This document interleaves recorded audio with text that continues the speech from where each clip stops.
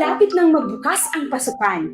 Puspusan na ang paghahanda ng mga pampublikong paaralan sa elementarya at sekundarya dito sa ating probinsya. Nagsasagawa ng iba't ibang pamamaraan upang patuloy na maihatid ang edukasyon sa bawat mag-aaral. Maraming dapat alamin, maraming dapat na maunawaan. Ikaw, handa ka na bang suungin ang hamon sa bagong normal na edukasyon? O di kaya'y nababalot pa rin ng katanungan ang iyong isipan? Maraming tanong, walang malinaw na sagot? Huwag mabahala, ang SDO Masbate Province ay gumawa ng gabay para sa mga magulang at tagapag-alaga para mas maintindihan ang modular distance learning. Ako si Teacher Carla. Ako naman si Teacher Will. At ako si Teacher Nona. Samahan ninyo kami upang mas lalo ninyong maintindihan ang magiging learning modality ngayong new normal. Tara, magsimula na tayo! Ano ang modular distance learning?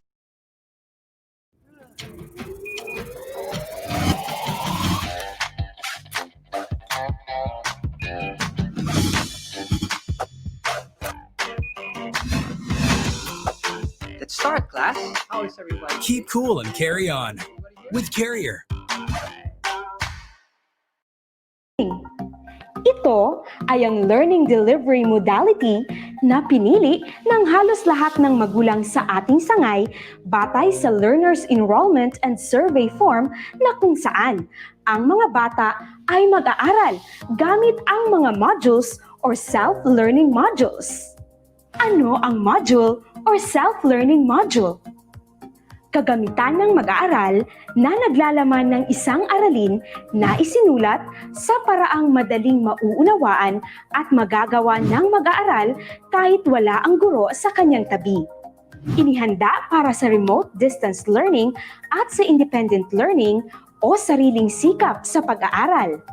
Ang MELCs o Most Essential Learning Competencies ng K-12 Basic Education Program ang naging batayan sa pagsulat ng mga ito. Mas pinasimple at pinaikling aklat. Maraming mga gawain para sa mga bata upang malinaw at masukat ang kanyang pag-unawa sa bawat aralin. At higit sa lahat, may answer key sa dulo ng bawat module. Mga gabay ng magulang para sa modular distance learning. Narito ang mga paraan upang maging epektibo ang pag-aaral ng inyong mga anak sa new normal. Una, alamin ang schedule na ipinigay ng paaralan para sa pagkuha at pagbalik ng mga modules. Sundin ang schedule na nakalaan upang magkaroon ng sapat na social distancing sa paaralan. Mga magulang o tagapag-alaga lamang ang pupunta sa paaralan. Huwag isama o magsama ng mga bata. Ang pagkuha at pagbalik ng module at portfolios ay isasagawa ayon sa safety measures na inilabas ng IATF. Magsuot ng face mask, magpa-check ng temperature at gumamit ng alcohol. Huwag kalimutang pumirma sa attendance sheet. Para sa mga magulang o tagapag-alaga na nasa malalayong lugar, maglalaan ang paaralan ng mga lugar sa ilang barangay na may nakatalagang taong mangangasiwa para sa pagkuha at pagbalik ng mga modules sa pakikipagtulungan ng mga opisyal, voluntaryong individual at 4-piece municipal links. Kasama sa mga ibabalik ay ang mga output at portfolio ng mga bata. Pangalawa, ipaliwanag ang kasalukuyang sitwasyon sa mga bata. Ipaliwanag kung bakit sa bahay sila nag-aaral at hindi sa paaralan. Huwag kalimutang banggitin at ipaliwanag ang mga sumusunod na salita: virus, COVID, stay at home, physical distancing, quarantine, pandemic, new normal, at iba pa. Pangatlo, maglaan sa tahanan ng isang maayos at malinis na lugar para sa pag-aaral ng inyong mga anak.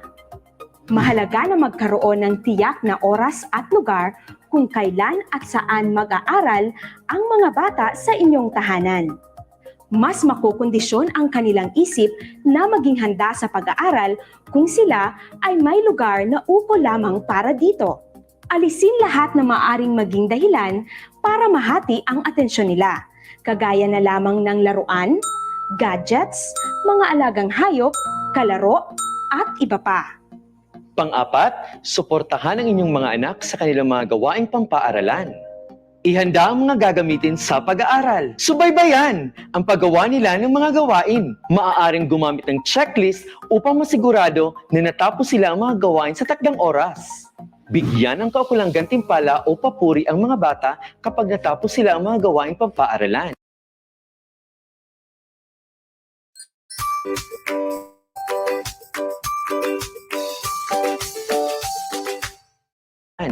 Isa itong paraan para sila'y mahikayat na lalo pang pagbutihin ang mga gawain. Panglima, tulungan ang inyong mga anak na matuto ng mag-isa o maging independent learner. Suportahan at hikayatin ang mga bata na gawin ang kanilang makakaya para sa kanilang pagkatuto. Kung kaya nilang matuto na sila lang, hayaan natin sila. Huwag mabahala kung may mga pagkakataong nahihirapan sila sa mga aralin. Hindi kinakailangang tulungan sila sa lahat-lahat. Bagkus, hikayatin silang masanay gumawa ng mag-isa. Pang-anim, pamahalaan ng maayos ang oras ng mga gawaing pampagkatuto ng mga anak o magkaroon ng time management. Alamin sa guro ang nakalaang oras sa bawat asignatura. Maaaring ipaskil sa dingding ang mga schedule ng bawat asignatura. Ituring ang schedule na parang siya ay pumapasok pa rin sa paaralan. Gawin ito sa araw-araw upang masanay ang bata. Dapat maging mahigpit sa oras. Tingnan ang ginawa ng mga anak para masigurong natapos ang mga gawaing pagkatuto na inaasahan sa mga pinag-aralang mga modules. At syempre, maglaan ng ilang minutong pahinga. Pang-pito, subukang pag-aralan o basahin ang mga asignatura ng mga anak. Maging pamilyar sa pagkakasunod-sunod ng mga aralin. May ibibigay na parents guide para sa mga modules upang masuri kung ano ang inaasahang output sa bawat aralin sa lahat na asignatura. At tutukan ang pagbabasa at pagsusulat ng bata lalo na sa kinder hanggang grade 3. Pang-walo, maging matapat sa lahat ng oras. Huwag hayaan ang batang mangopya ng sagot sa susing sagot na nasa module. Maging matapat sa pagwawasto ng mga kasagutan. Iwasang ikaw na mismo ang gagawa o sasagot ng mga gawain. Kung madalas magkamali ng sagot ang bata, ipaliwanag mo kung bakit siya nagkamali. Iwasang maging grade conscious sa panahong ito. Ang mahalaga ay may natutuhan ang mga bata. Pang-siyam, mainam na magkaroon ng pisikal na aktibidad at ehersisyo. Mag-isip ng mga bagay na makahihikayat sa mga bata na tumulong sa mga gawaing bahay. Ito ang tamang panahon para turuan sila ng kahalagahan ng pagiging masipag at responsableng tao. At magplano ng mga adikaing pampamilya upang ang bawat isa ay may gagawing makatutulong sa pagpapaunlad ng pisikal at mental na aspekto ng pagkatao. Pang-sampo, makipag-ugnayan sa guro. Alamin kung sino ang magiging guro ng iyong anak. Kunin ang kanilang contact number, Facebook or Messenger account at email. Ang bukas na komunikasyon sa pagitan ng guro at magulang ay ang unang solusyon kapag may katanungan ang bawat isa. Huwag mahiyang sabihin sa guro ang lahat ng mga problemang mararanasan sa modular na pagkatuto. Ibigay din ang mga positibong dulot ng modular na pagkatuto sa iyong anak kung mayroon man. Bigyan din ng pagkakataon na magkaroon ng komunikasyon ang bata at guro, tulad ng messenger, text, or call, o maaari ring magpadala ng liham sa kanila. Parating tatandaan na ang kooperasyon ng magulang at guro ang natatanging susi sa tagumpay ng bawat mag-aaral sa new normal. Habang wala pang katiyakan kung hanggang kailan magtatagal ang pangmalayo ang pagkatuto o distance learning, Isa lang ang sigurado. Na ito'y hindi panghabang buhay. huwaran ng kabataan ang nakatatanda. Kaya mahalagang matutuhan nila kung paano maging mahinahon at positibo. Nang sa gayoy, magkakasamang malalagpasan ang kinahaharap na krisis. Ang pagkontrol sa sariling emosyon ay makatutulong. Upang ang mga kabataan ay magbigay tuon sa kanilang pag-aaral sa darating na taong panuruan. Because here in SDO MasbaTibay Province, We shield today for a better school of tomorrow.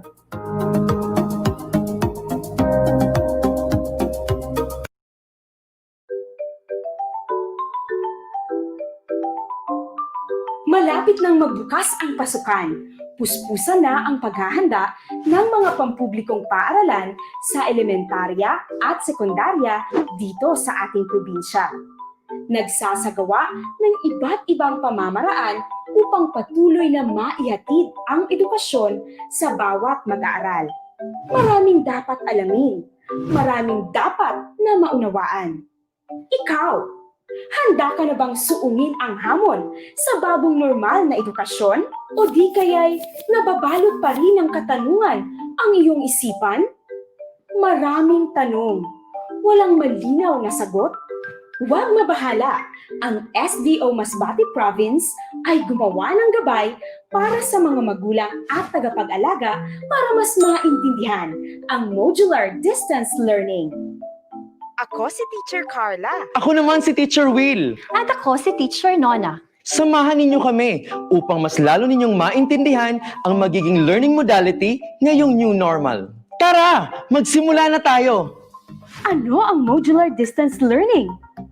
Ito ay ang learning delivery modality na pinili ng halos lahat ng magulang sa ating sangay batay sa Learners Enrollment and Survey Form na kung saan ang mga bata ay mag-aaral gamit ang mga modules or self-learning modules. Ano ang module or self-learning module? Kagamitan ng mag-aaral na naglalaman ng isang aralin na isinulat sa paraang madaling mauunawaan at magagawa ng mag-aaral kahit wala ang guro sa kanyang tabi. Inihanda para sa remote distance learning at sa independent learning o sariling sikap sa pag-aaral. Ang MELCs o Most Essential Learning Competencies ng K-12 Basic Education Program ang naging batayan sa pagsulat ng mga ito. Mas pinasimple at pinaikling aklat. Maraming mga gawain para sa mga bata upang malinaw at masukat ang kanyang pag-unawa sa bawat aralin. At higit sa lahat, may answer key sa dulo ng bawat module. Mga gabay ng magulang para sa modular distance learning.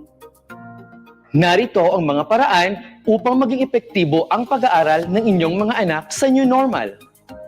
Una, alamin ang schedule na ipinigay ng paaralan para sa pagkuha at pagbalik ng mga modules. Sundin ang schedule na nakalaan upang magkaroon ng sapat na social distancing sa paaralan. Mga magulang o tagapag-alaga lamang ang pupunta sa paaralan. Huwag isama o magsama ng mga bata. Ang pagkuha at pagbalik ng module at portfolios ay isasagawa ayon sa safety measures na inilabas ng IATF. Magsuot ng face mask, magpa-check ng temperature at gumamit ng alcohol. Huwag kalimutang pumirma sa attendance sheet. Para sa mga magulang o tagapag-alaga na nasa malalayong lugar, maglalaan ang paaralan ng mga lugar sa ilang barangay na may nakatalagang taong mangangasiwa para sa pagkuha at pagbalik ng mga modules sa pakikipagtulungan ng mga opisyal, voluntaryong individual at 4-piece municipal links. Kasama sa mga ibabalik ay ang mga output at portfolio ng mga bata. Pangalawa, ipaliwanag ang kasalukuyang sitwasyon sa mga bata. Ipaliwanag kung bakit sa bahay sila nag-aaral at hindi sa paaralan. Huwag kalimutang banggitin at ipaliwanag ang mga sumusunod na salita: virus, COVID, stay at home, physical distancing, quarantine, pandemic, new normal, at iba pa. Pangatlo, maglaan sa tahanan ng isang maayos at malinis na lugar para sa pag-aaral ng inyong mga anak. Mahalaga na magkaroon ng tiyak na oras at lugar kung kailan at saan mag-aaral ang mga bata sa inyong tahanan. Mas makukondisyon ang kanilang isip na maging handa sa pag-aaral kung sila ay may lugar na upo lamang para dito. Alisin lahat na maaaring maging dahilan para mahati ang atensyon nila, kagaya na lamang ng laruan, gadgets, mga alagang hayop, kalaro, at iba pa. Pang-apat, suportahan ang inyong mga anak sa kanilang mga gawaing pampaaralan. Ihanda ang mga gagamitin sa pag-aaral. Subaybayan ang paggawa nila ng mga gawain. Maaaring gumamit ng checklist upang masigurado na natapos sila ang mga gawain sa takdang oras. Bigyan ng kaukulang gantimpala o papuri ang mga bata kapag natapos sila ang mga gawaing pampaaralan. Isa itong paraan para sila'y mahikayat na lalo pang pagbutihin ang mga gawain. Panglima, tulungan ang inyong mga anak na matuto ng mag-isa o maging independent learner. Suportahan at hikayatin ang mga bata na gawin ang kanilang makakaya para sa kanilang pagkatuto. Kung kaya nilang matuto na sila lang, hayaan natin sila. Huwag mabahala kung may mga pagkakataong nahihirapan sila sa mga aralin. Hindi kinakailangang tulungan sila sa lahat-lahat. Bagkus, hikayatin silang masanay gumawa ng mag-isa. Pang-anim, pamahalaan ng maayos ang oras ng mga gawaing pampagkatuto ng mga anak o magkaroon ng time management. Alamin sa guro ang nakalaang oras sa bawat asignatura. Maaaring ipaskil sa dingding ang mga schedule ng bawat asignatura. Ituring ang schedule na parang siya ay pumapasok pa rin sa paaralan. Gawin ito sa araw-araw upang masanay ang bata. Dapat maging mahigpit sa oras. Tingnan ang ginawa ng mga anak para masigurong natapos ang mga gawaing pagkatuto na inaasahan sa mga pinag-aralang mga modules. At syempre, maglaan ng ilang minutong pahinga.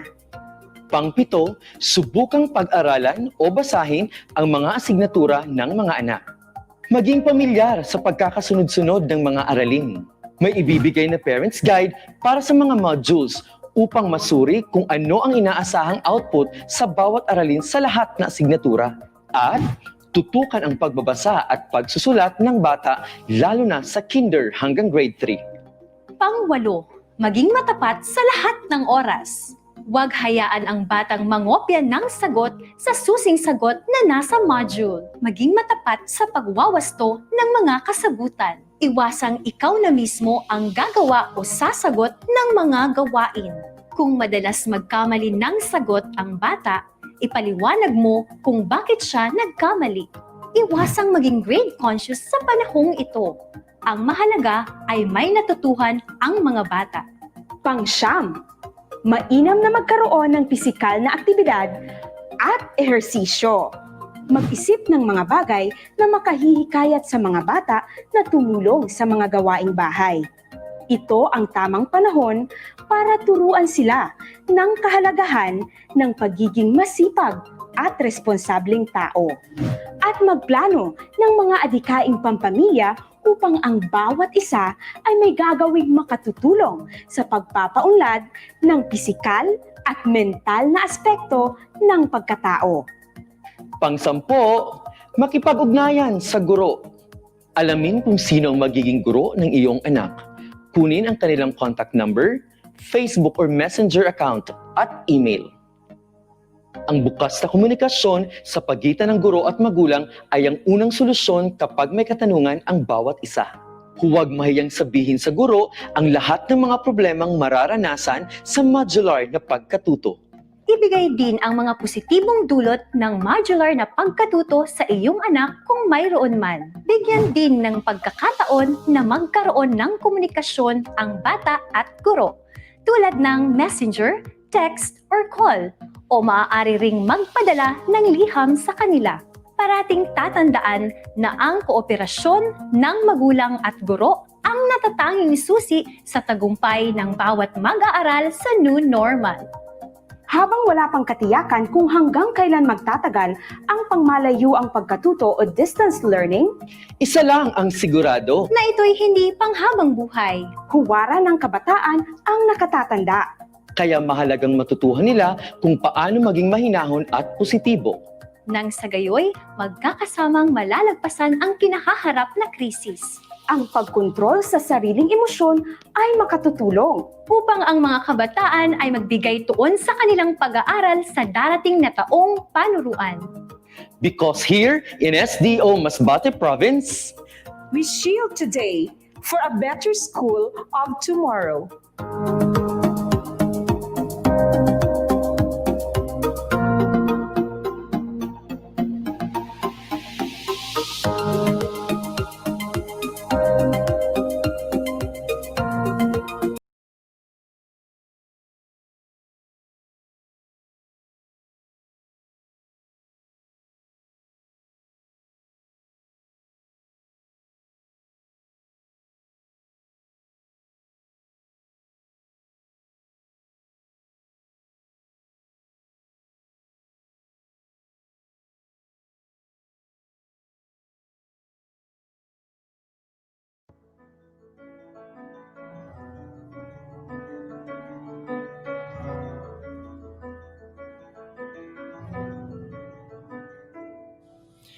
Sa wari mo'y nag-iisa, lahat kanya-kanya, ngunit di man magkasama, kaya pang magkaisa. Isa sa pag-iingat, isa sa ating dasal, laging nagpapatunay na tayo'y makatakpan. Together we are being called to make a future world. The test we face is for us to prove that we can heal as one. We heal as one with kindness. We heal as one. We serve, we share, we show compassion. We heal as one. Sa wari mo'y nag-iisa, but when we heal, we heal, we heal as one.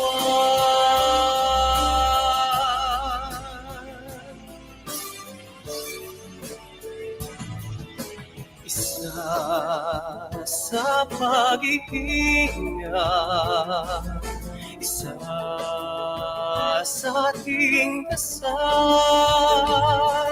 laging nagpapatunay na tayo'y makatao pa. Together we are being called to make a future world.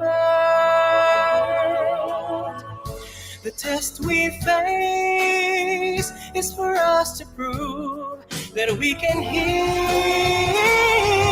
as one. We heal as one with kindness. We heal as one. We serve, we share, we show compassion. We heal as one. Sa wari mo'y nag-iisa, but when we heal, we heal. Yes, we will heal. We heal. Yes, we can heal. We heal. We heal as one.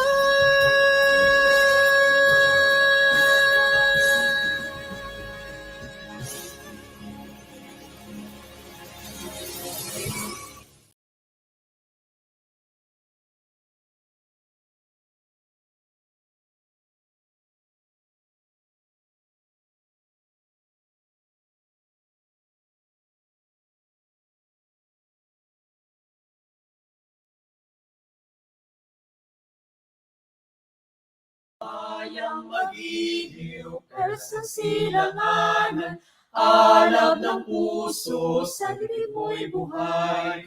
Lupang hinirang, duyan ka ng magiting, sa manlulupig, di ka pasisihil. Sa dagat at bundok, sa simoy at sa langit mong bughaw, may dilagang tula at awit sa paglayang minamahal. Ang kislap ng watawat mo'y tagumpay na nagdidingding, ang bituin at araw na kailan pa may magdidilim. Lupa ng araw ng buwan, ating pagsinta, mo'y langit sa piling mo. Aming ligaya na pag may mga api, ang mamatay ng dahil sa'yo.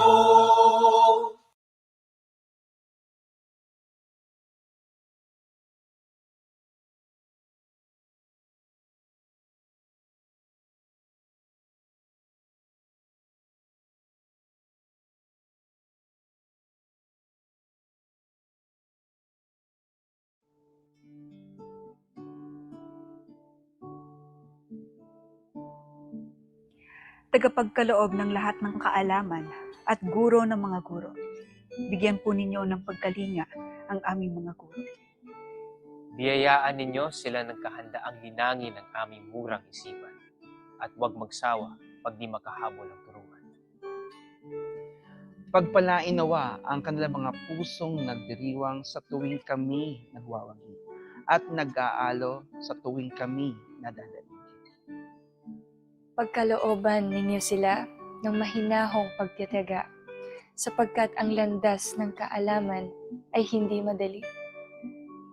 Paglingasin ninyo sa kanila ang maapoy na diwang nagpapaliyab sa kagustuhan naming matuto. Tulungan niyo silang makita ang galing sa bawat mag-aaral. Wala sa marka ang halaga, kundi sa pananalig nila. Ikintal ninyo sa kanila o walang pagkauhaw sa karunungan. Ang bagong kaalaman at karanasan ay di dapat katakutan. Turuan po ninyo silang masiglang abutin ang alapaap, kasinsigla at kasintayog ng sarili naming pangarap.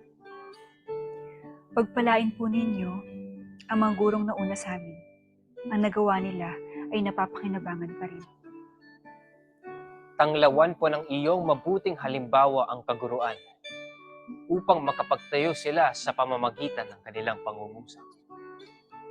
Upang makapagmahal sila sa pamamagitan ng kanilang isipan. Upang makapagbahagi sila sa pamamagitan ng kanilang puso. Siya nawa.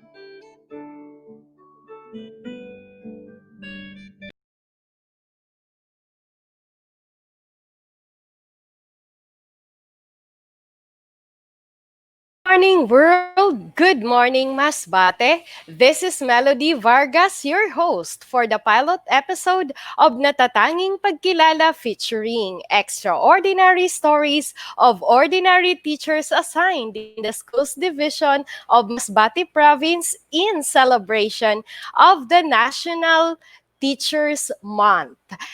I know you are all excited to be inspired by the story of our teacher guest. But before that, we would like to invite you all to join, of course, in the only online game show in the SDO Masbate Province with the Bibo host, Sarene Atibagos.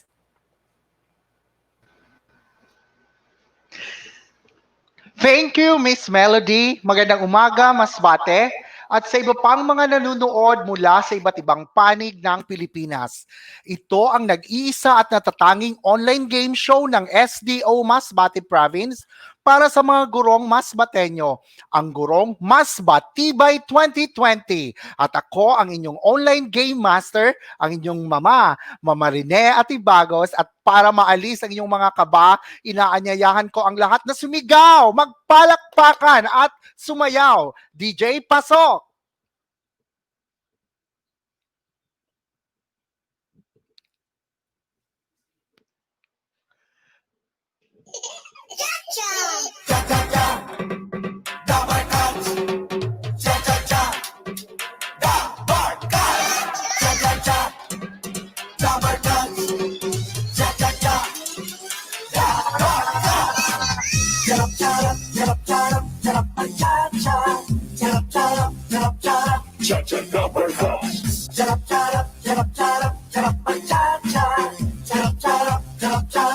Sana ang lahat ngayon, meron na tayong 475 na teacher kalahok. Maraming salamat. Thank you so much, Sir Rene, for that. So excited na po ba ang ating mga guro sa buong division ng Masbate Province? Ayan, maraming papremyo. And I am inviting you to join in the online game show. And that's our game master, Sir Rene Atibagos. Before we give you our teacher guest, we would like to invite you all to listen to the message of our beautiful and very inspiring Schools Division Superintendent, Madam Nene Rosal Marioles, CESO 5. Ma'am.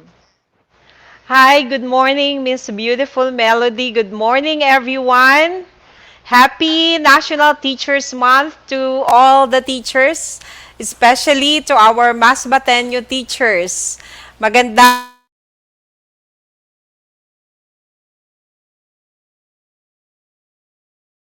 at sa ating sa magbibigay ng inspirational talk, si Ma'am Marge Ballesteros.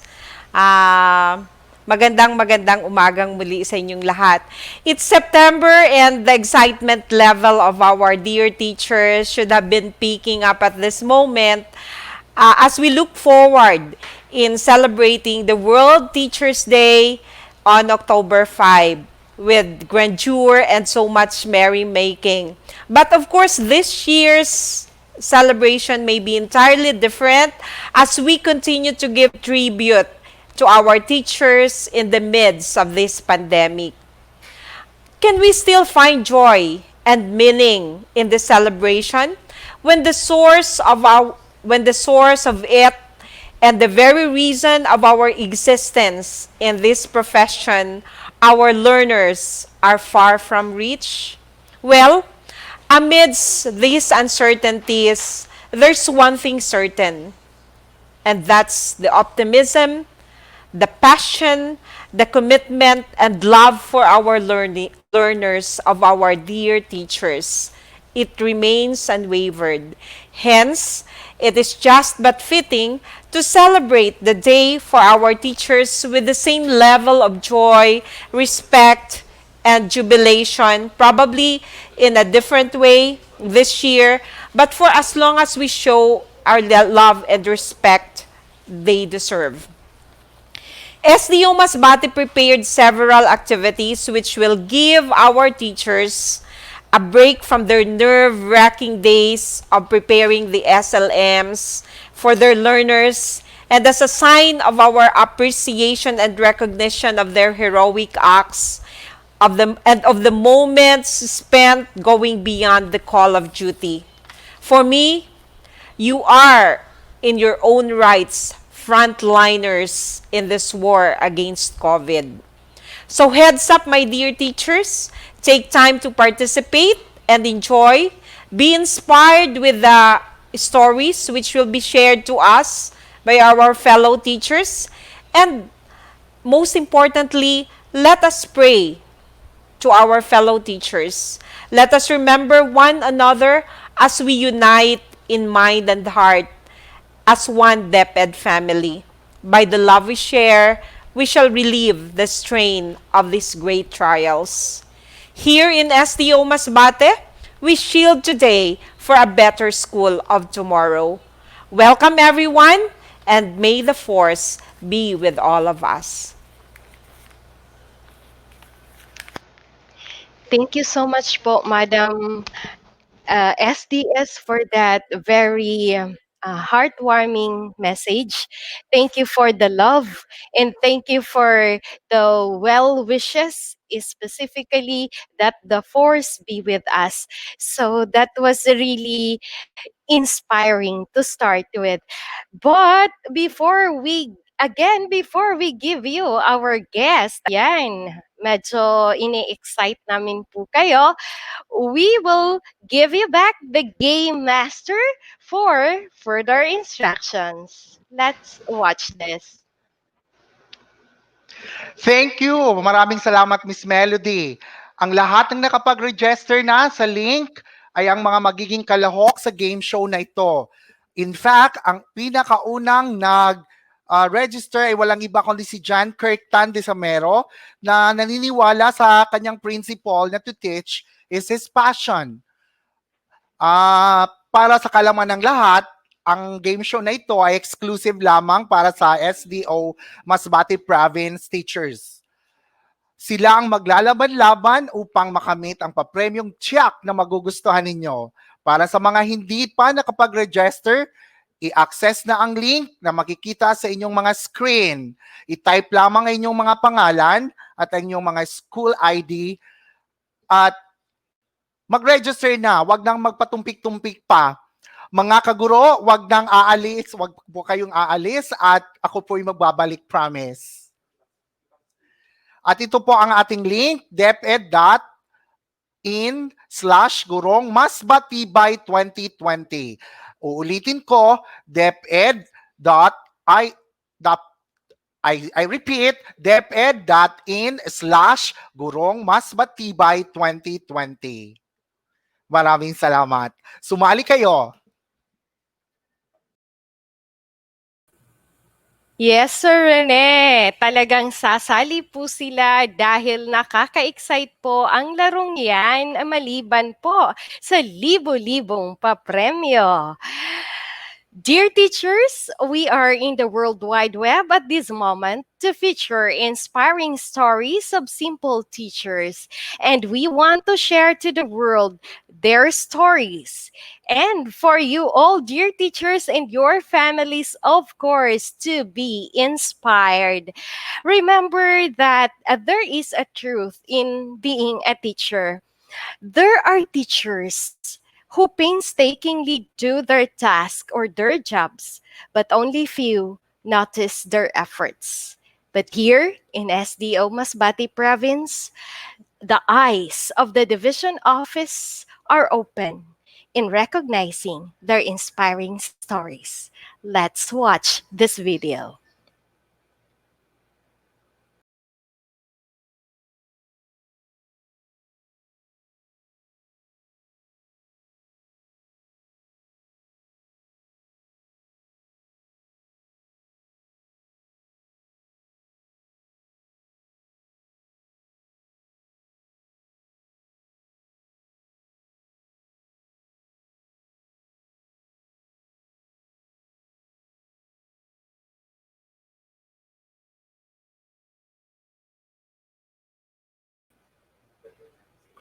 Ayan, we're just having a technical glitch, but we are really troubleshooting the problem.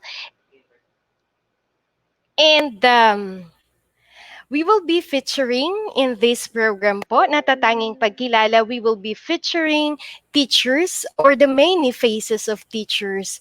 And I know that you will be inspired, especially those who are newly hired teachers and even those who rendered already a decade or two in the service, for us to be to rekindle the passion of teaching.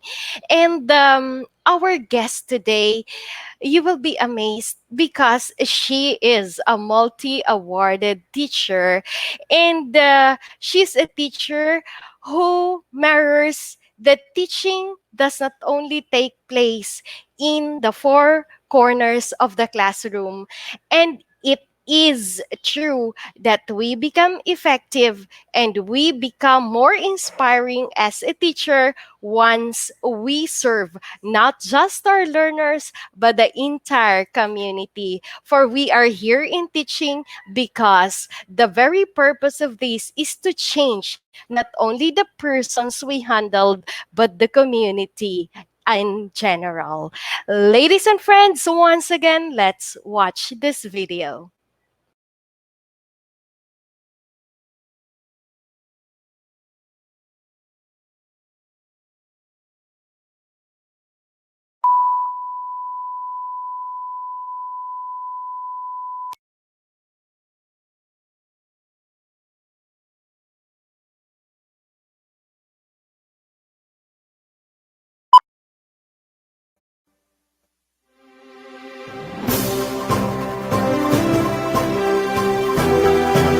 The nominated organization is composed of out-of-school youth and school-based youth of Tigbao.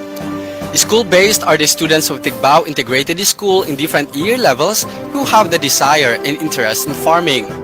They have different set of officers but only one president. They were established separately in terms of the scope of their programs, but they are driven by the same purpose. At first, the club was composed mainly by out-of-school youth who are working in their backyard with their swine breeding or hog fattening project funded by the Department of Agriculture, Agricultural Training Institute 5, amounting to 72,000 pesos. po si Jacel Reyasul. At ako naman po si Jacel Gayasul. Membro po kami ng Tigbaw 4-H Club. Dahil po sa 4-H Club, natuto kaming mag-alaga ng hayop at dahil po dito, naging responsable po kami. We are grateful to know that after years of their pure volunteerism and community service, DAATI was on the other end of the line with them in their quest for self-value. With the project, they paid 3 piglets or an equal cash value to the club for the swine breeding and 40% of their gross sale for the hog fattening. As of today, a total of 52,000 pesos was turned over to the Provincial 4-H Federation as payment for their livelihood project. It was a 74.28% total repayment for Tigbao 4-H Club. The club conducts regular monitoring of the project to ensure that members are still capable to pay. With that, even schools are also getting aware of this development program for youth. Other youth seek for growth and now ready to embrace a much deeper social responsibilities for their school and to the community. They began to tap the Municipal Farm Youth Development Program Coordinator or the existing 4-H club of the barangay to bring the program from the outside into their school. Poro National High School 4-H Club is the first school-based 4-H club of the municipality and had been awarded as regional winner for Gawad Saka Outstanding Young Farmer Fisher Folk Organization. Tigbao 4-H Club, school-based, was organized to manage and take charge the Gulayan sa Paralan project of the school. Members were able to capitalize the potential of the school as an agricultural base and all the resources present. The vegetable project of the club was able to showcase the creative minds of each member, transforming the traditional vegetable production into an innovative and diversified commercial high-value crop production. The club were able to invest on some agri-based enterprises that have contributed much on their financial capabilities to operate and perform their annual development plan and activities. Aside from the swine breeding, hog raising, Gulayan sa Paralan project, they have established their fish regaton to which they buy fresh fish directly from the fishing vessels and sold it within on the neighboring barangays.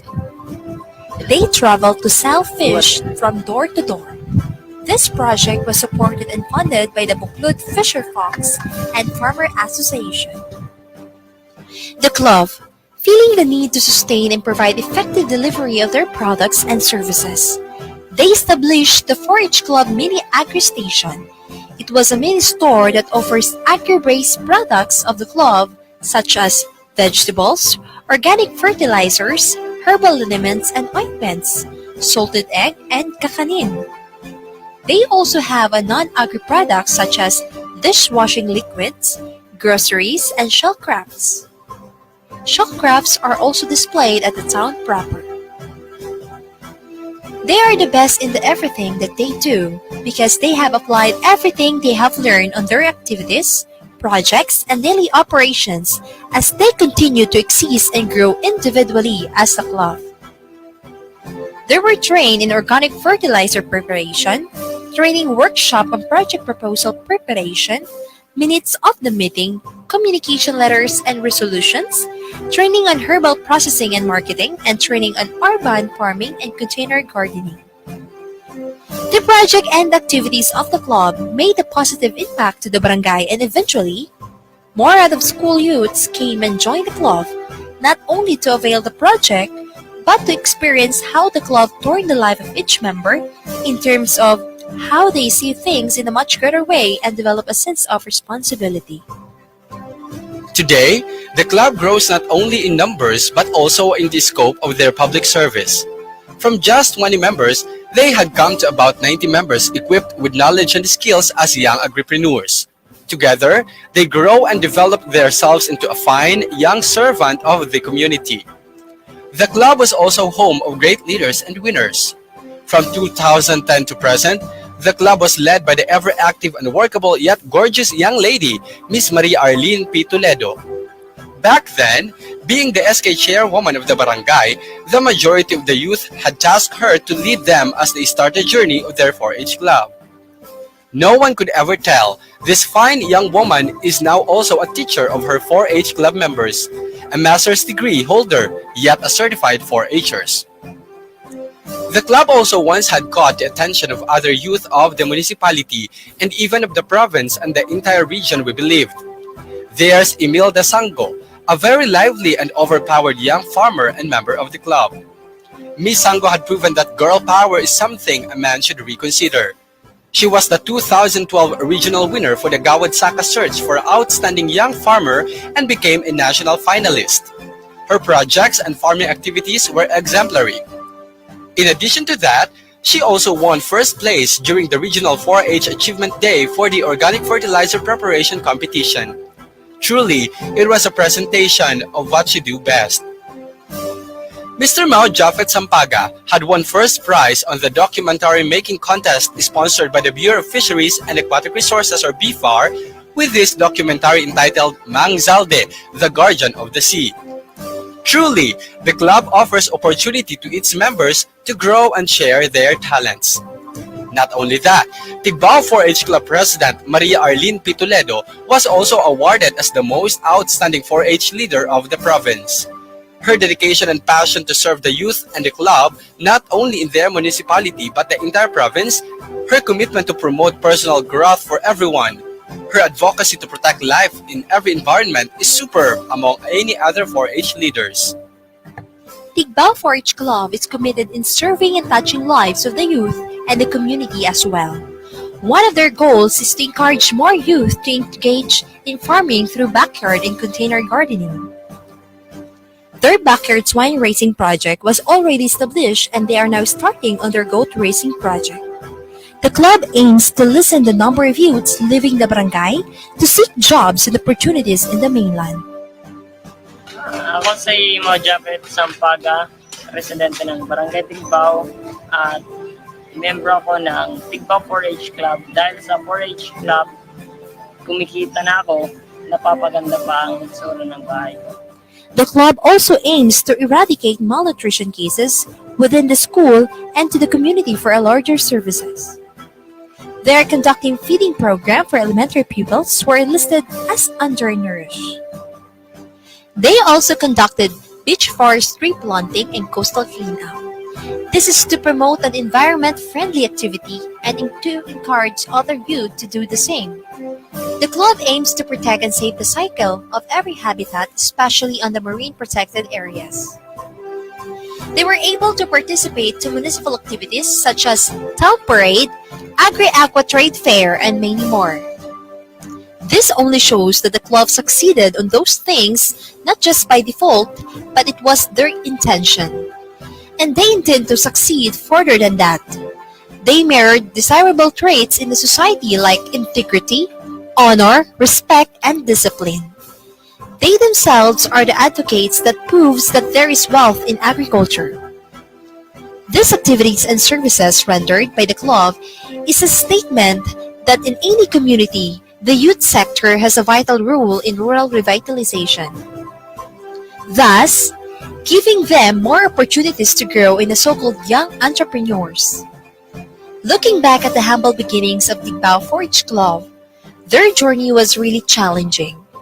They had a difficult time making ends meet. But two things that separates the club among other existing associations in the municipality. First, they have a powerful mindset. They always believe it can be done. And second, they have a winning together culture, a culture that breeds positive energy and success. Ako po si Maria Arlene Toledo, presidente ng Tigbao 4-H Club sa Tigbao, Aurora, Masbate. Napakalaki ng naitulong sa akin ng 4-H Club, lalo na sa livelihood, financial at kaalaman sa aking kultura. Sa 4-H Club, mas lalo pang nahasa ang aking leadership skills. Ang makatulong sa aking pamilya at sa aking kapwa ay isang napakasayang karanasan ng aking kabataan.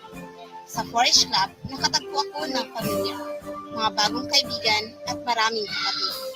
At dahil sa 4-H Club, ang bawat sandali ng aking kabataan ay hindi nasayang. Bagkus, ito ay mas naging makabuluhan. At dahil sa 4-H Club, ako ay naging masaya, aktibo at kapaki-pakinabang sa aking komunidad. Viva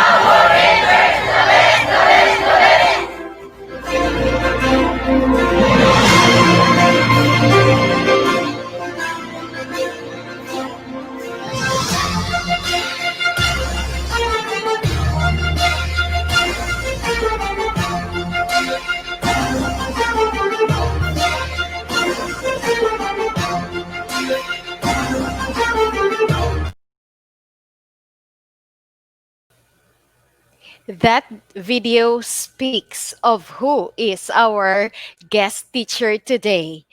Dear teachers, we are lucky to have a teacher who influenced the community, a multi-awarded teacher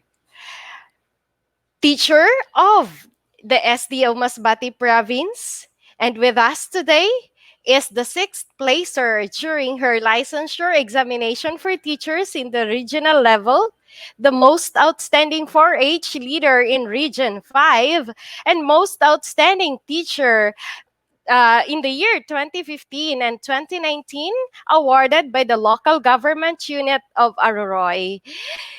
Everyone, let us all welcome Miss Maria Arlene P. Toledo. Good morning, Miss Arlene. Hello, good morning, Ma'am Melody Vargas. So thank you for inviting me here. Medyo kinakabahan ako. It's Okay, my just first relax. time.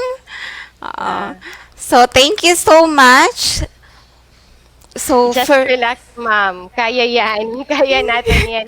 You have an amazing background and you are really inspiring. Yan. How are you today, ma'am? I'm perfectly fine and healthy, Okay. but I'm nervous in front of the camera. You look beautiful. Just relax, ma'am. Thank you, O- ma'am. Okay. Can I greet my ma'am? Yes, Can I yes. You greet greet my your parents. co-teachers in Tibao Integrated School? Okay. Yay, Hello. good morning po. Good morning po. Just go, ma'am. So, hala. May So, hello, Sir Louie. Happy Teacher's Day. And sa lahat ng mga tiga-Tigbao Integrated School na co-teachers ko, Happy Teacher's Day. Your students also, ma'am. They might be watching. Hello, thank you for inspiring me to be a good teacher. Every time I'm in front of you. So, sana hindi masyado ano ko dito. Medyo Parang ano emotional na ako. kaagad, ano? Nag-stammer.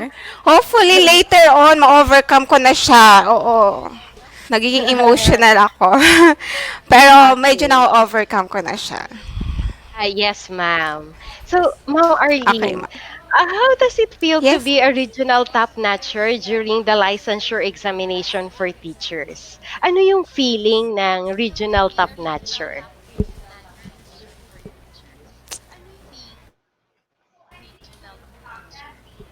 So I believe, ma'am, nothing comes for free in this world. So honor comes with great responsibility. So by that time that I received the award for being top notcher in the region, I feel a bit more confident. But due to the fact that honor comes with great responsibility, I have to give everything that I have and even look for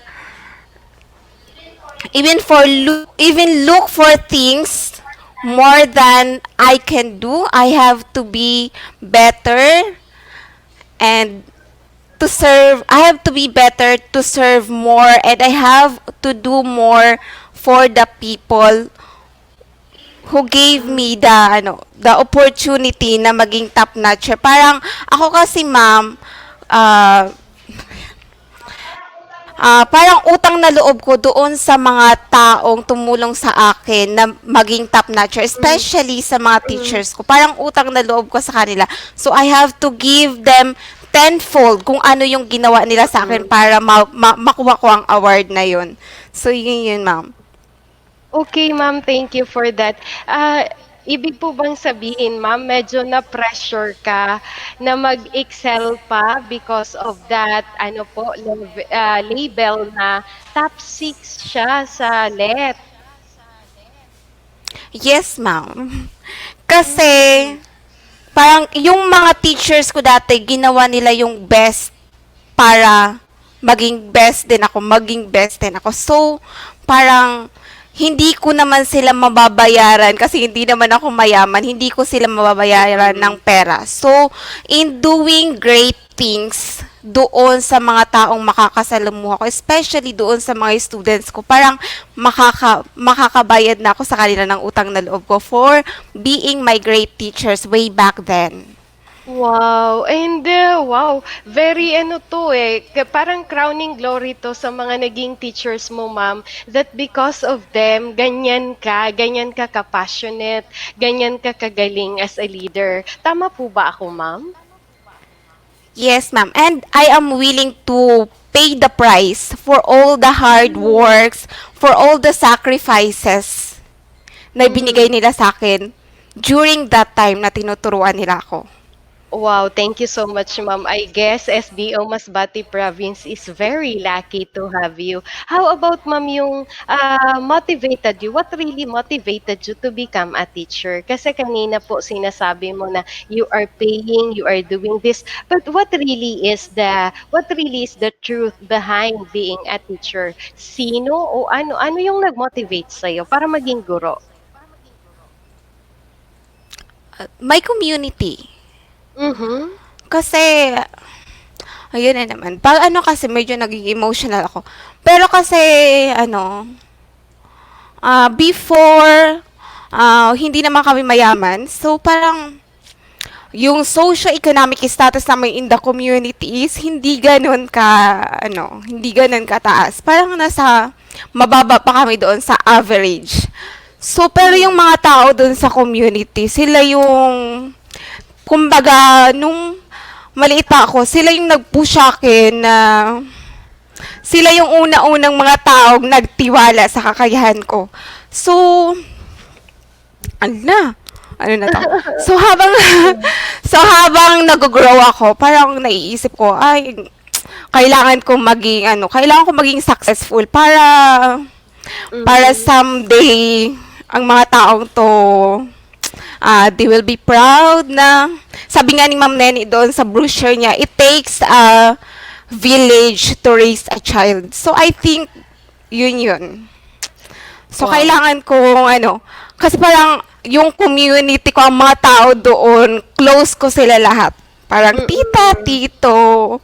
So, noon wala kaming dictionary, kailangan kong pumunta doon sa mayroong mga dictionary, parang ang daming tulong na ibigay sa akin ng community. Sabi nga nung after makapasa ko sa LET, sabi nung mga nung mga classmates ko, wag na tayong mag-teachers kasi ang sweldo dyan mababa. Mag-abroad na lang tayo kasi maraming pera doon. O kaya pumunta tayo sa ibang agency kasi maraming pera doon.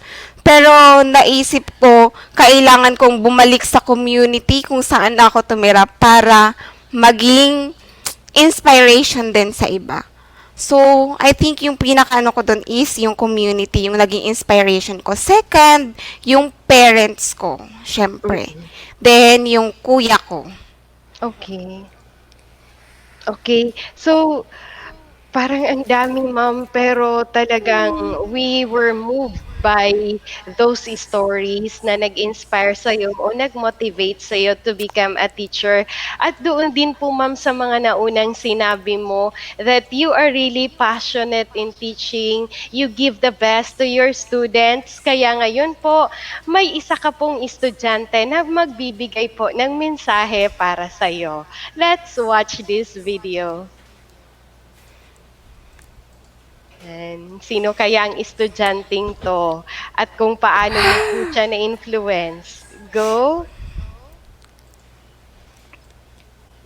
Maui! Impression with the person who've been a sportive coach, a teacher, and a good friend. I call her Ma'am Dian and sometimes Ma'am Arlene. I first met her when I was in grade 6 and she was my science teacher. And that was the first time she became my coach during Science Quiz Bee. Wow! Luckily, we got to the top 5. Together, we even successfully got the regional award for the best documentary. For a lot of years, we did great during competitions together. Galing! As my teacher Ang for several galing years, niya! I found her as a considerate and concerned one. Ma'am Arlene always wants what is best for her students. She always gives us best advice to improve our actions and outputs. She's the kind of teacher who always gives you the hope by giving chance to the mistakes you have committed. And for 7 years, I have witnessed her dedicated service to the school and to the community, as she have shared among us and to the people within the place, not just by her excellent work that she's praised, but with the projects she have implemented during her term as president in National Awardee Tigbao for H Club organization, where livelihood projects was distributed to its members that greatly contributed to our financial needs. As her former student, she was the best teacher and nicest person I've met. Thank you, Ma'am Arlene, and good luck. To your future endeavors, my salute.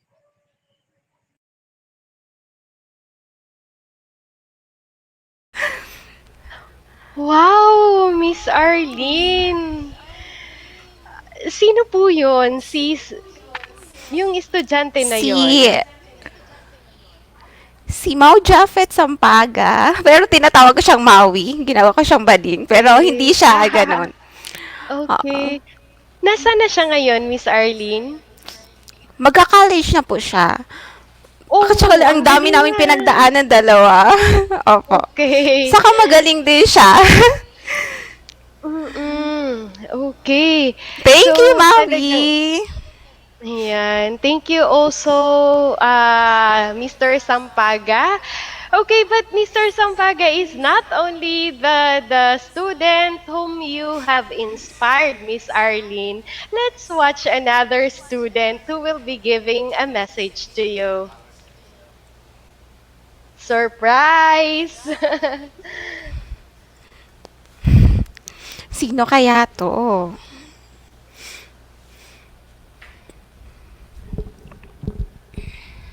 Expecting that I wouldn't be close to her. But that's not what happened. Because at the very beginning, she makes me feel that I'm part of their family and that they will accept me wholeheartedly. Maria Arlene P. Toledo is her name. She has a beauty and a charm that makes many people comfortable with her. She is active in many activities in our school and community, most especially to those activities which involves planting and cleaning the environment. She's a nature lover. She would choose to live in a province that has a natural nature's beauty than to live in a city that is full of lights and establishments. Just like her personality, she likes to be natural and also loves natural things. As a student, merong mga time na I need an advice with someone na alam ko na handa akong pakinggan, and she's there all the times. She makes us feel that we're not just her students, but also a family na laging ding andyan para sa amin. Students' problem man o maging personal problems. I really admire her at the very start at mas inadmire ko siya nung time na I joined a contest. I am a girl who is lack of confidence. Pero dahil sa kanya, nalabas ko yung confidence na tinatago ko. Pinili niya yung mga Pinili niya akong sumali sa contest kasi alam niya na kaya ko at kakayanin ko. She is really kind, a little bit funny, a little bit serious, most especially kapag nagtuturo na siya. Because she wants na lahat kami seryosohin din yung pag-aaral.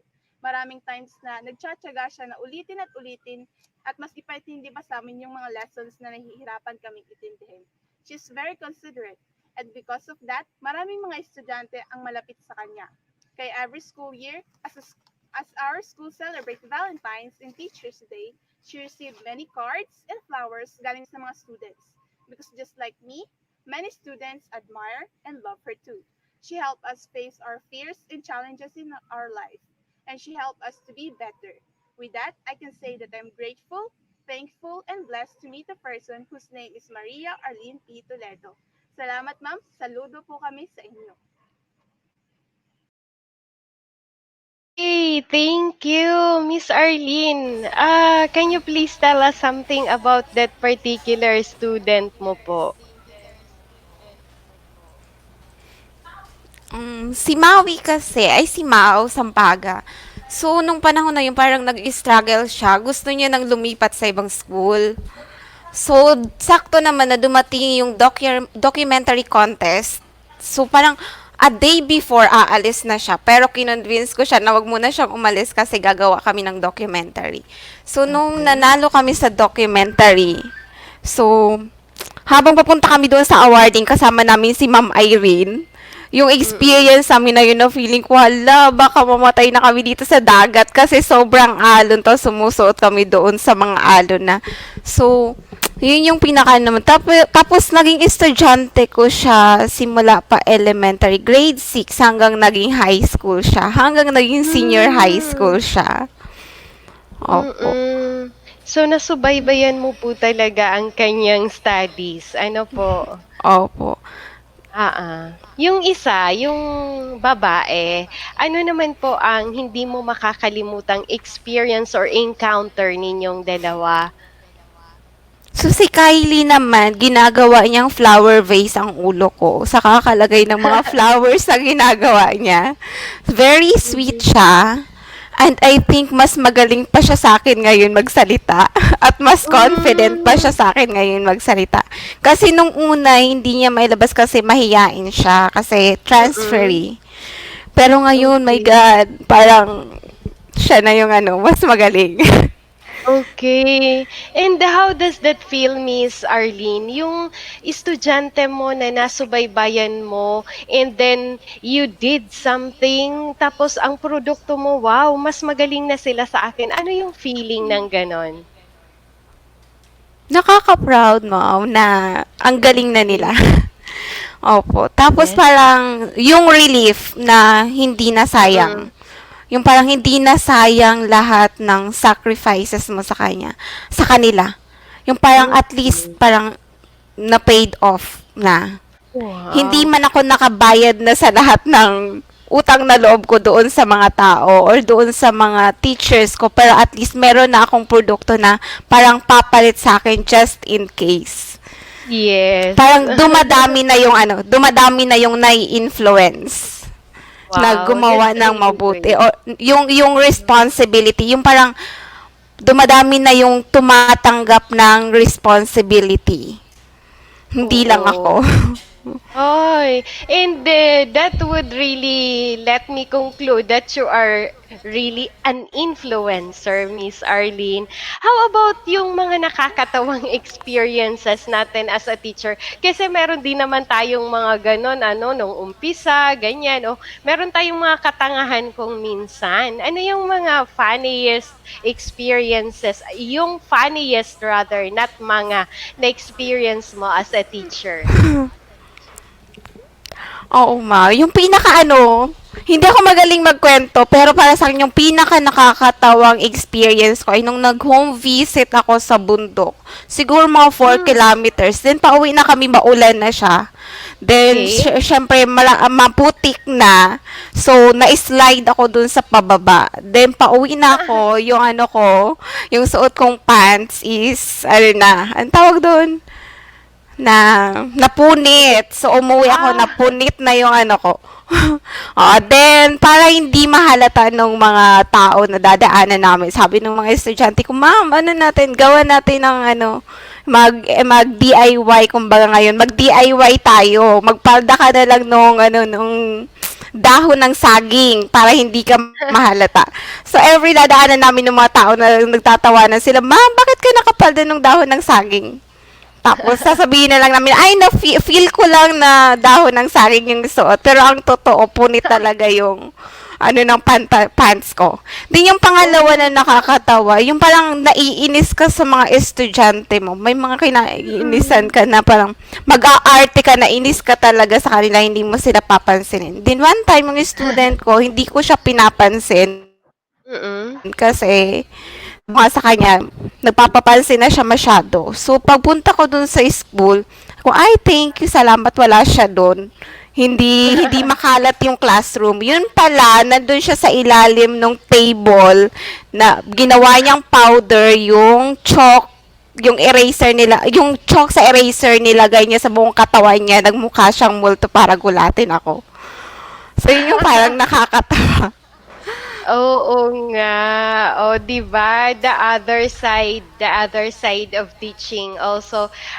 Miss Arlene, meron po tayong bisita coming from DepEd Central Office, and she will be giving us a message to our watchers, the SDO Masbate Province teachers. Let us all welcome Dr. Margarita Consolacion C. Ballesteros, Director 4 of the International Cooperations Office of the DepEd Central Office. Madam?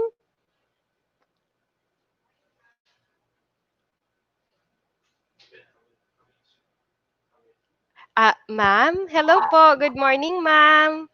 Good morning po, Director.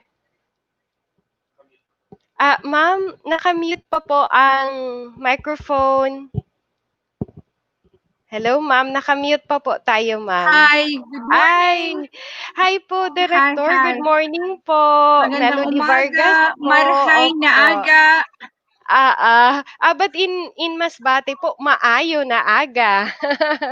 Oh, maayo. It's similar Yeah, to yes. the Visayan Yes, region, to the ma'am. Yes, Visayas. Yeah, ma'am. okay. We are So, near in Visayas.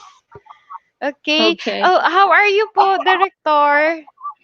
I'm good. I'm still here in the province, and I Hmm. am in the northern part. Nasa, I call it the Ilocos Slovakia or the Ilocos region. And basically, in terms of the political, you might you might consider, no, I am at the Singson's territory. Okay. We've been there. Surrounded by, on the western part, Mm, we are surrounded by the West Philippine Sea, and the yes. eastern part is actually, we are also surrounded by half of the long stretch of mountains Mm.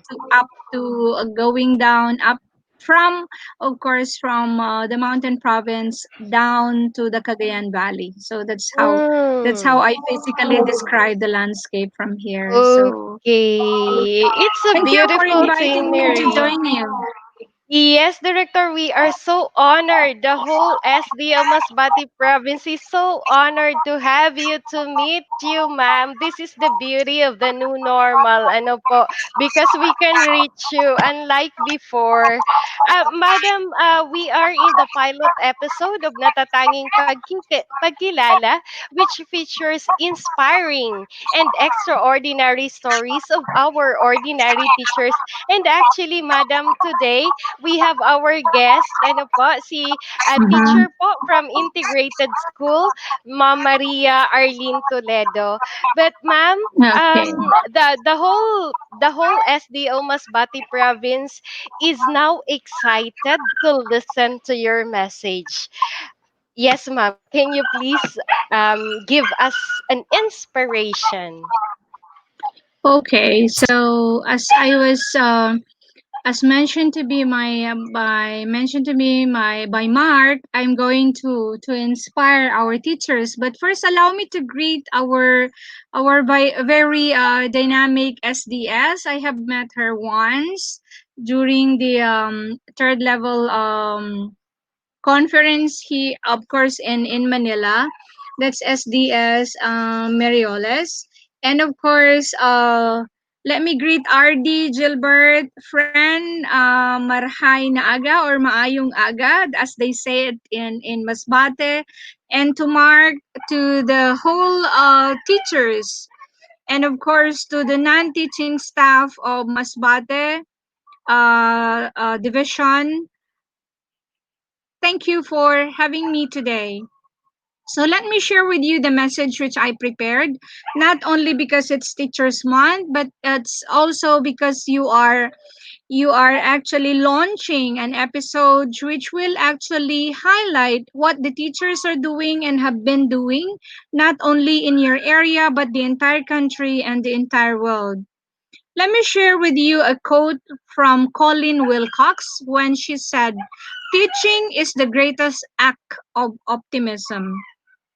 In this time of the pandemic, and we are also celebrating Teachers Month, I usually ask myself and I would say, is teaching really the greatest act of optimism? And it made me even think more about the life of a teacher. I am also a teacher.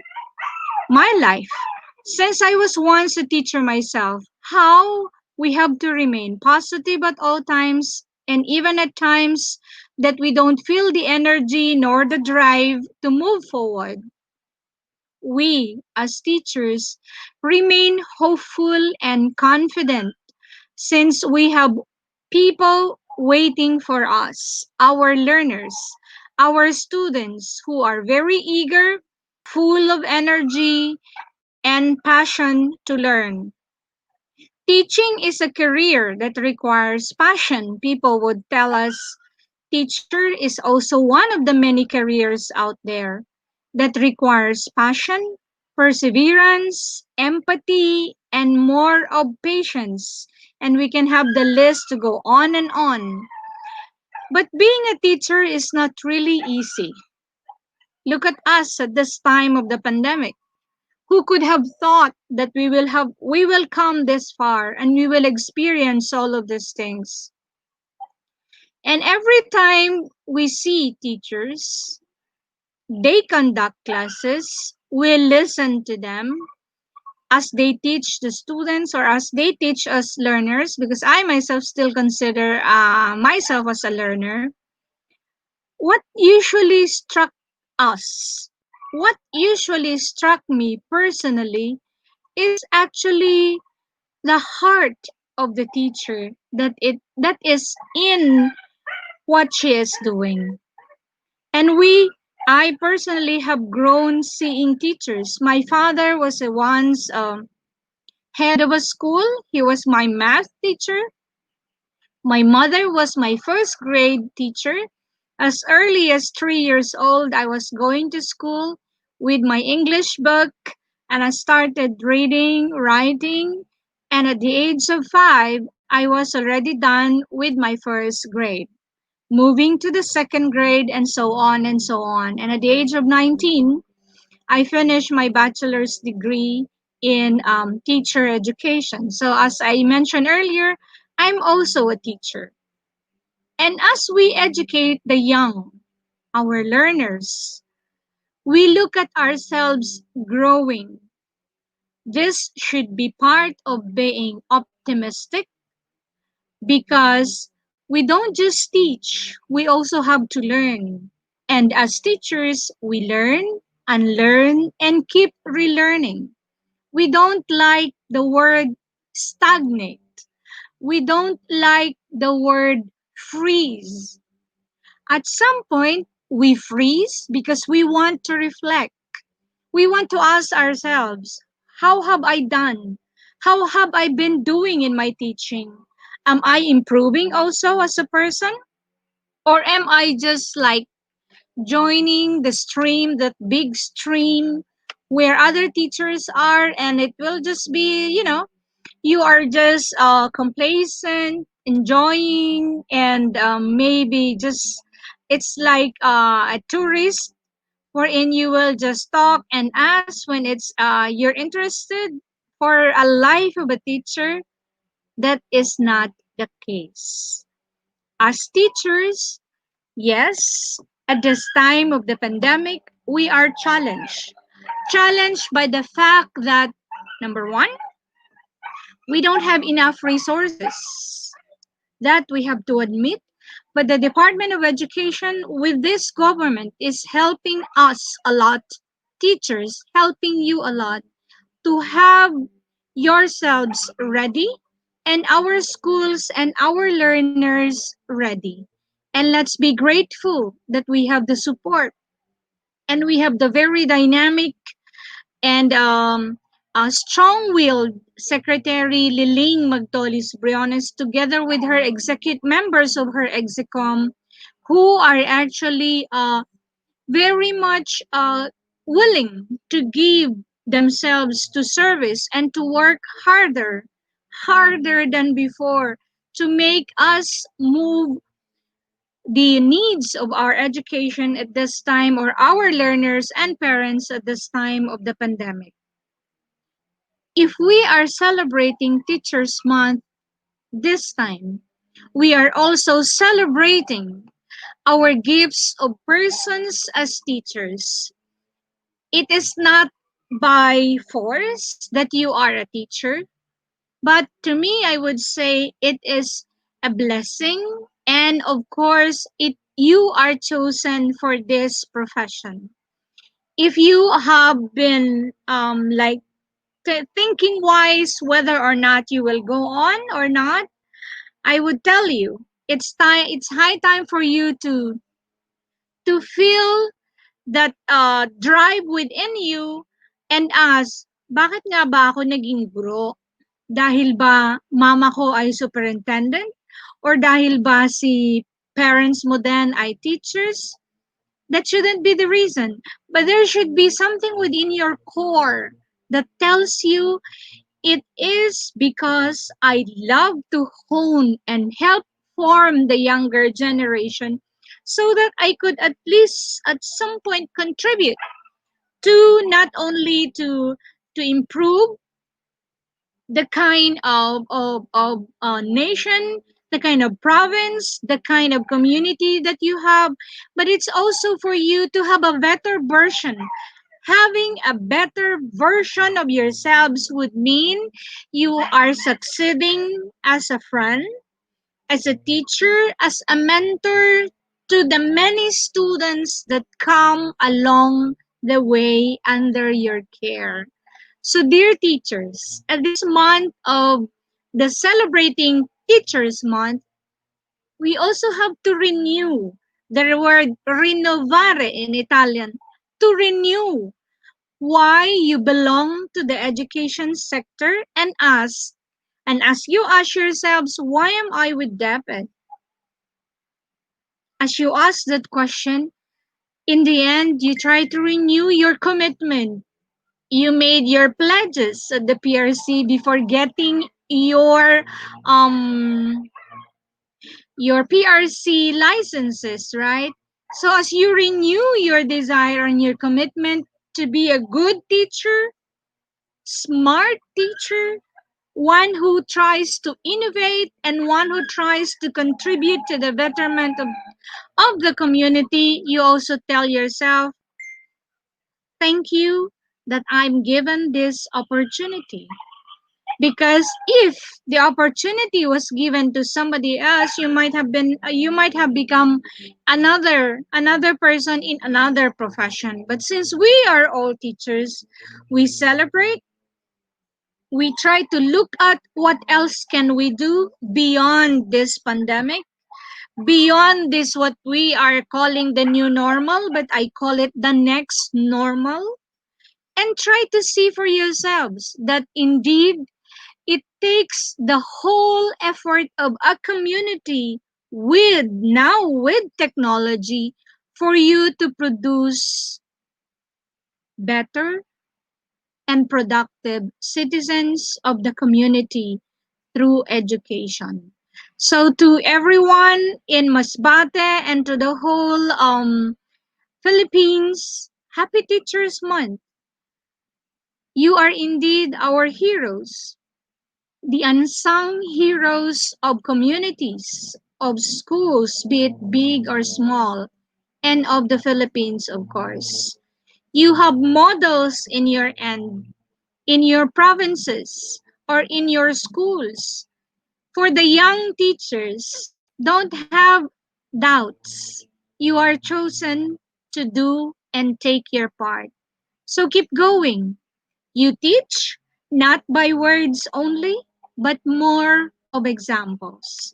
So to everyone, maraming salamat po. Happy Teachers Month and looking forward to seeing you when we will already be allowed to see face to face.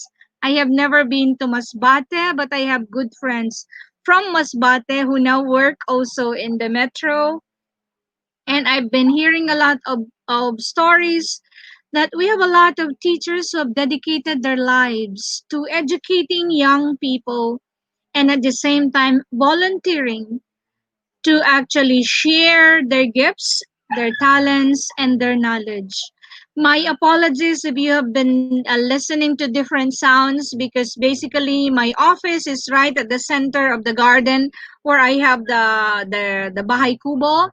So it's open, so I could hear everything out there, but I tried to make my voice louder so you could hear me. So again, thank you very much and sulong edukalidad. Yes! Ay, thank you po, Director. Salamat po, Sindamo-damo, Director. And it's nice to hear from you that you have been listening to beautiful stories from Masbate po. Ayan. Okay, ang ano po ha, ang ganda ng setup nyo ngayon, Madam. Nasa bahay kubo in the middle of the garden. Parang very Yes. peaceful po, I know. Yeah, Yes, because if I am in the because if I am inside the house, the signal is not really strong. So for six Okay. months now that I have been locked down here in the province, I have Mm.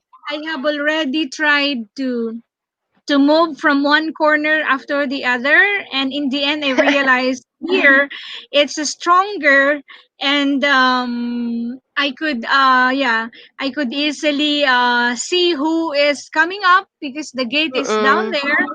And if Mm. I could see yung mga nagtitinda in the morning and they would shout, and then I would just do like this, and they know that I have an ongoing meeting. Yeah, that's it.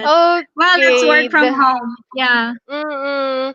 That's really the new setup. Well, we are so honored, Director, that you have been a part of this pilot episode.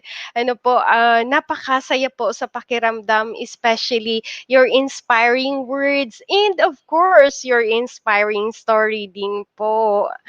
Maraming salamat po.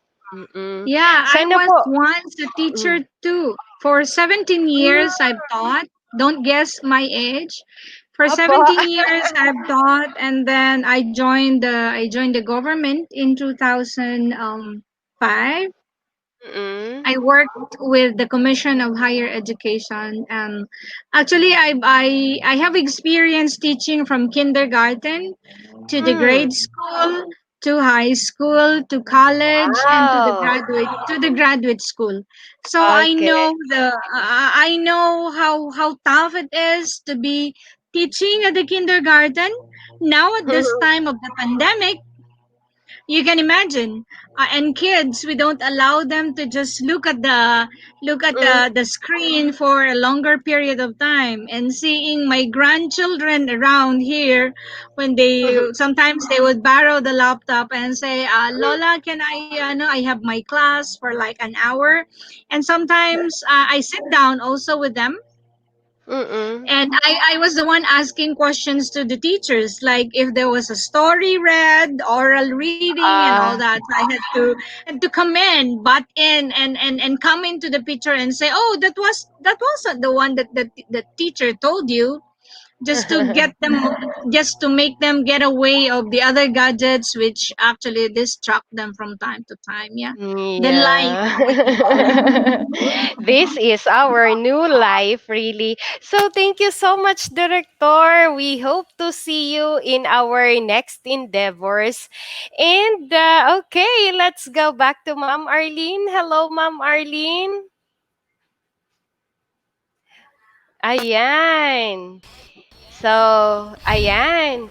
Our guest teacher today, Ma'am Arlene, we stop with your funny experiences, and really, those are part of being a teacher. Ano, nakakatawa. Pero doon po tayo sa, sabihin natin, may mga panahon din po ba na parang ayaw nyo nang maging guro? Are there times po na naisip nyo po yon? No. Hindi ko po Oh. naisip kasi Mm. the moment na nag-take out ako, Mm. so sinabi ko na magiging teacher na ako. No Yes. more no more Oo. turning back. Ayan, You sana have all to ano. Sana all. Kasi ang pagiging guro, parang pag-aasawa din yan.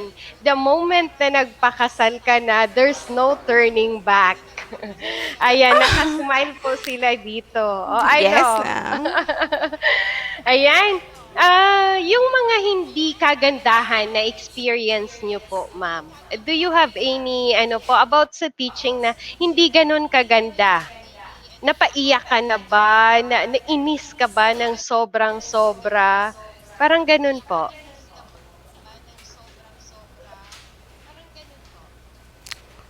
Na-culture shock, ma'am. Kasi, nung Mm. college ako, after ko mag-graduate, na-employ ako sa Ismenia Colleges. So, yung Mm. doon, yung setting is ideal classroom situation. Pero pagdating ko doon sa field, doon na Mm. sa field, so, yung first experience ko doon is, nandun kami sa isang makeshift na classroom na sobrang liit. Tapos, meron Mm. akong 56 pupils. So, parang ang Okay. hirap i-manage, especially, nasanay ako sa Osmeña Colleges na 15 lang yung pupils ko.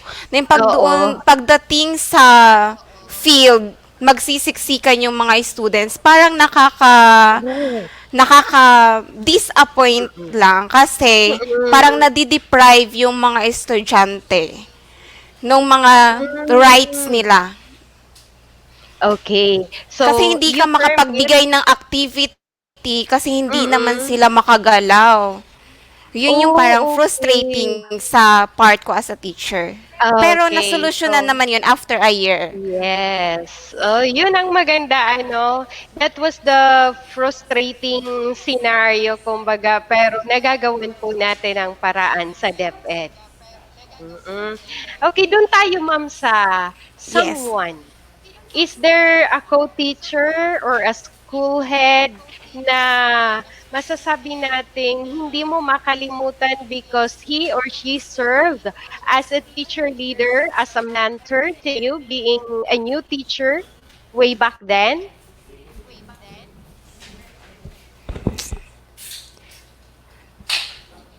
Ma'am, pakiulit po. Ano po, ma'am? Meron ka po bang teacher or co-teacher o di kaya school head o any superior na nag-serve po na mentor mo kaya hindi mo po siya makalimutan? Yes, ma'am. Yung first Mm. principal ko. Okay. Puwede po Kasi ba sabi natin nga, siyang pangalanan? Ma'am Jovina Constantino. Okay. Sige po. Kasi nga, nabanggit mo kanina yung love, ma'am. So, sa akin Yes po. naman, yung parang hindi lahat ng first love, siya yung nakakatuluyan mo. So, ganun din sa akin sa Okay. pagpili ng course.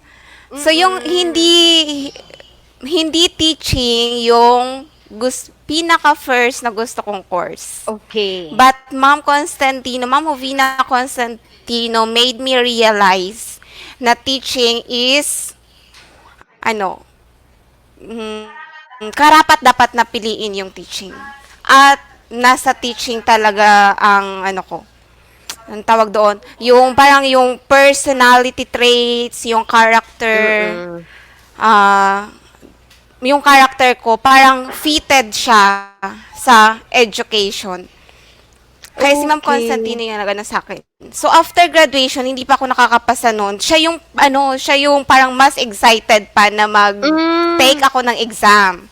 So, sabi ko sa kanya noon, Ma'am, hindi pa ako mag-e-exam kasi hindi pa ako ready. Lahat ng classmates ko nag-review na sa mga review centers. Okay. Pero ako, hindi kasi pinili kong mag-work. Kasi nga, gusto ko, after kong mag-graduate, magpo-proceed na ako sa gusto kong course talaga. So, si Ma'am What was that Constantino, ang course? ginawa niya, gusto kong maging journalist. Okay. Pero ayokong mag-appear sa TV kasi natatakot ako sa camera. Gusto kong maging writer, ganun lang. Then si Ma'am Constantino yung kumuha nung transcript of records ko. Tapos in-enroll niya ako sa review center, pero after 2 days nag-quit na ako. Sinabi ko, Ma'am, ayoko nang mag-review kasi inaantok ako. Okay. Tapos sabi niya sa akin, sige, sa college, hindi kita bibigyan ng load na pang 3 to 5 kasi yun yung time Mm. mo para mag-review. So, siya yung pinaka-excited talaga na maging teacher ako. Kaya hindi ko siya Okay. makakalimutan. Then, every time, hindi na ako noon nag-review kasi every time na magko-conference kami, Mm. magpo-post conference kami, sinasabi niya na sa amin, oh, ito yung dapat na ito yung dapat na strategy mo. Oh, ito Mm. dapat yung approach mo. Kinalimutan mo ang theory ni ano. Kaya parang nare-refresh ako. So, si Ma'am Constantino. Ah. Then, second is Sir Louie. Mm. 1 year and 6 months ko pa lang siya nakakasama, pero ang dami-dami ko nang natututunan sa kanya. And Mm. ayoko pa siyang umalis sa Tibao Integrated School because parang ang dami ko pang dapat malaman sa kanya, matutunan sa kanya. Mm. So, Then, kailangan natin pigain si Sir Louie ano, para yung kanyang mga galing ay talagang mailipat sa'yo. yes, ma'am. Then, Ma'am Irene, kasi binigyan niya ako Mm. ng responsibility. Yeah. Opo. Oh, thank you for these people who have molded you to who you are right now, Ma'am Arlene. Parang saludo din po talaga ako sa kanila. Ako, I also personally know that too. Kasi mga ano din natin yan eh, mga kaibigan natin yan. Okay, so ngayon po, how about co-teacher? Meron ka po bang mga co-teachers na nag-influence din sa'yo? Mga dati kong teacher sa elementary na Mm. naging co-teachers ko na. Yung Mm. sinasabi nila, alam mo, hindi kami naiinggit sa success mo. Kasi, Mm. nung naging successful ka, feeling namin naging successful na din kami. Yeah, that's really true. And we have here your co-teachers for their message. Let's watch this video po. Tingnan nga natin kung sino itong mga co-teachers mo na minamahal ka po talaga. Kaya, ayan, may mga mensahe po sila sa'yo, Miss Arlene. Okay, let's just wait for our video. Yan, pa-shoutout daw po dyan sa mga nanunood, mga teachers from Rondina Atendido National High School. Sir Darrell, hello. Ayan. Okay, let's watch now this video message from a co-teacher. Aha. Good teacher and a friend. You are always there to extend your support, most especially to us who are new in this teaching profession. I could still remember Intramurals 2018, yung all-out support mo just to make the event a success. And with that, I started looking up to you. Your achievements motivate us, most especially ako, to give my best at all times and to become great as well. At syempre yung nakakahanga sa'yo, yung humility mo, you are so down to earth, though you are very successful person. Yun yung dapat naming i-emulate sa'yo. Sa muli, Manggi, Happy Teacher's Day and I love you very much as a friend and as your co-teacher. Okay, I know him. He is Sir Kapinig, right? Yes, ma'am. Okay. I And, love you too, Sir JM.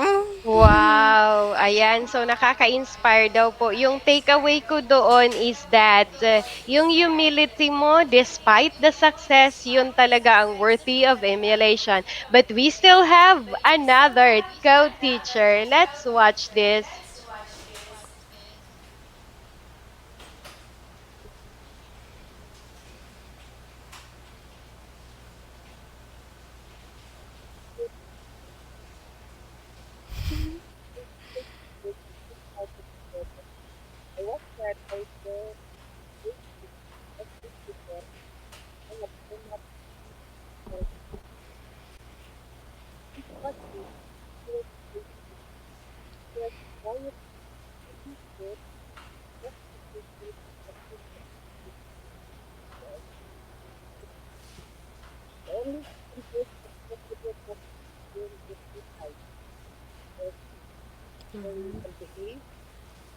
well-mannered, well-disciplined, and the most intelligent among the class. Reasons why Mm, she graduated valedictorian. mm-hmm. As my co-teacher, she was respectful and grateful, especially to her former teachers who are now her co-teachers. She is very active in participating in school activities. She is active in her duties as a classroom teacher and advisor. She represents district and division activities whenever she is called. She has the qualities of a future school head because she is easy to deal with. As my co-resident, she served one term as SK chairman, and she was also an active leader of 4-H club. During her term, the organization received an award from President Duterte, and she was able to step the Malacanang Palace in receiving that award. As her former teacher, co-teacher, and co-resident of Tigbao and Tigbao Integrated School, I believe and I am so proud of her.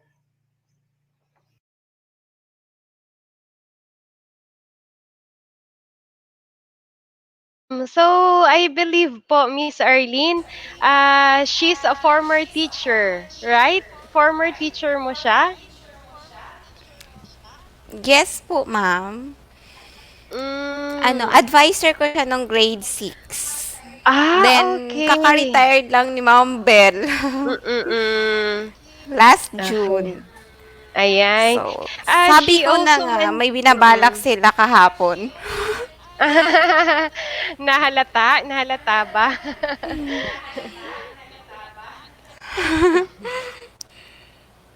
Okay, sige ma'am.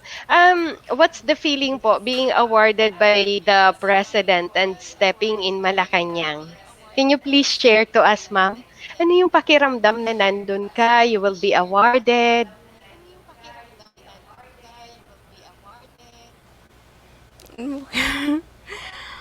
Ano pong pakiramdam po dun? Parang ordinaryong araw lang Mm. naman siya. Sa, opo. Mm. Pero yung fact na, anong tawag doon? Yung parang pagod ng lahat ng tao na Mm. paid off dahil sa award na yun. Oh. Parang mas doon ako naging sentimental Mm. kaysa doon sa nag-receive na ng award. Kasi si Okay. President Duterte, ano lang naman siya, parang ordinary lang naman na tao. Although Mm. president siya talaga. Okay. Pero pag Mm. nakaharap mo na siya, parang ano lang din.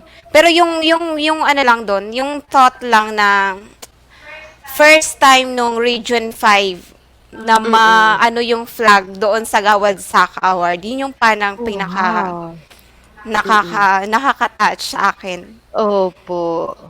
Oo, we are so proud of you for that matter, ma'am. Ano po, Region 5 sabi mo, and specifically Masbate, tapos sa inyo pa po. Ano, sa Aroroy pa, grabe bongga. Opo. Saludo po kami sa nagagawa ng isang batang-batang teacher na ganun po. Now, ma'am, sabi po kasi nung former teacher mo, former advisor mo, ay ikaw daw po ay nagpo-possess ng mga qualities to be a school head. The question is, are you dreaming of becoming a school head?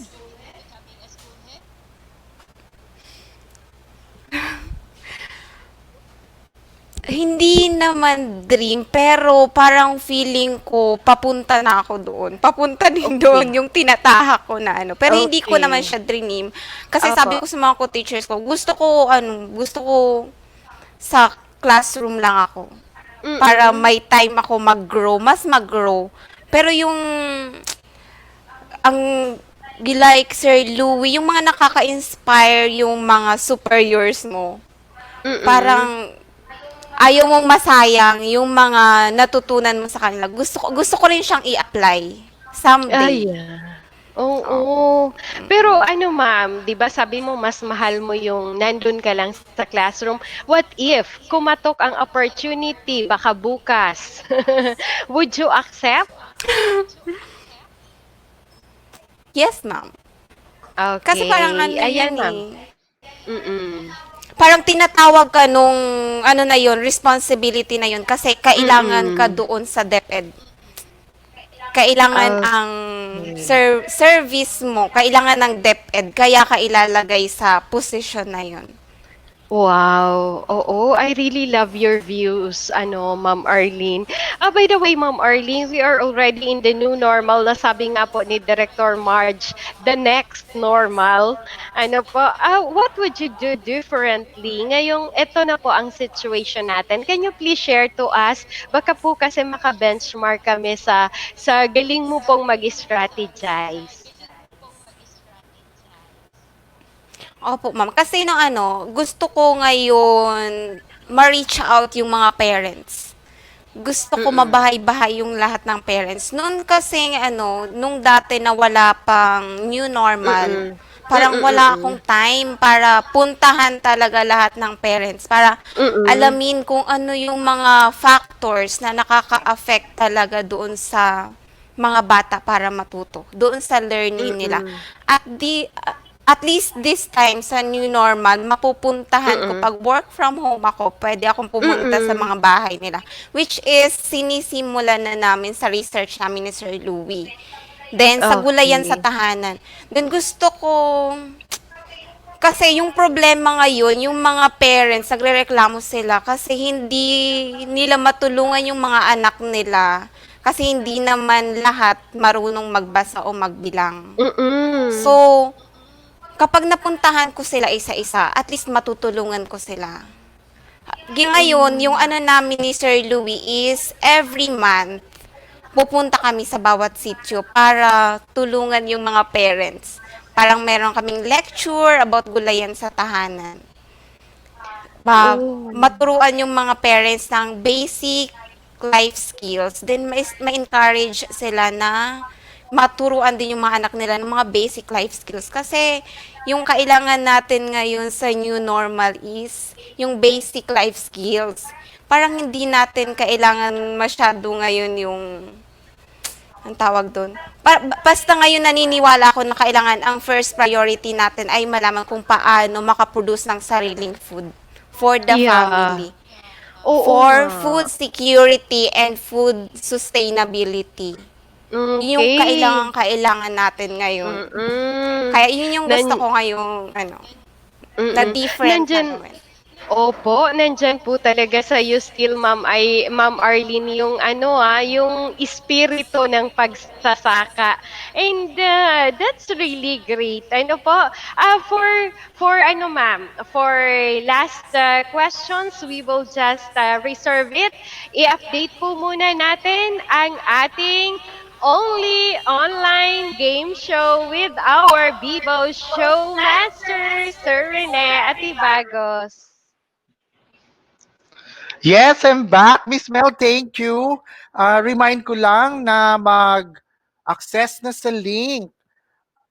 Don't forget to write your, to type your school ID and your complete name. And for our link, we have Sir PJ. Yes, we have https colon double slash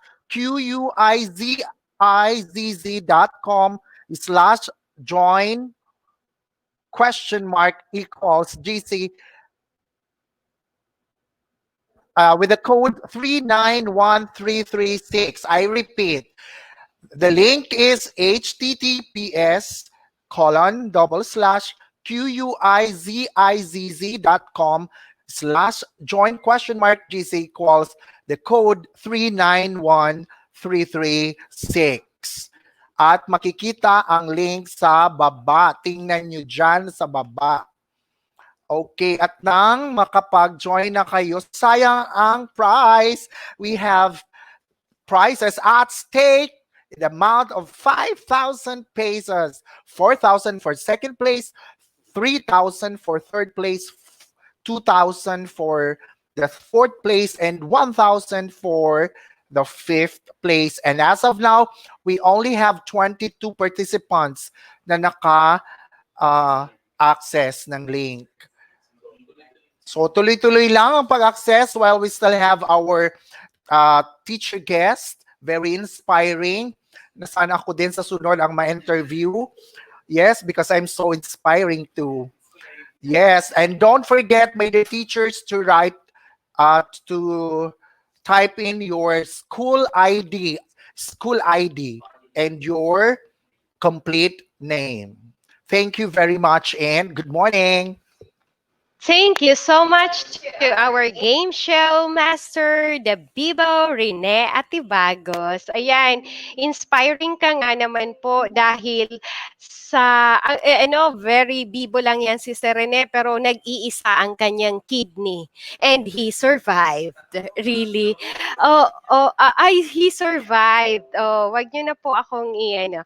And ayan, sabi po kanina ni Miss Arlene, she, together with her school head, Sir Louis Asuncion, will do things differently under the new normal, which is the next normal. And because of all those revelation, let's watch the message of Sir Louis Asuncion. Okay. So the video is still processing. Ayan, good morning po to all the teachers watching. Ang gusto ko sanang makita sa comment section natin ay ang tribo na taga Pasto Istampar. Nano daw kun arada pasinda. Ayan. Oo, baga nawawara. Sige lang. Anyway po, we will be uploading the video, the full footage of this interview with our teacher guest, the very inspiring and who has been a hero in the community, Miss Maria Arlene P. Toledo. And we will be uploading it in DepEd tayo so that those who are still doing their dry runs can also watch this particular episode is specifically the pilot episode of Natatanging Pagkilala. And let's have online Sir Louis Asuncion, the school principal of Miss Toledo.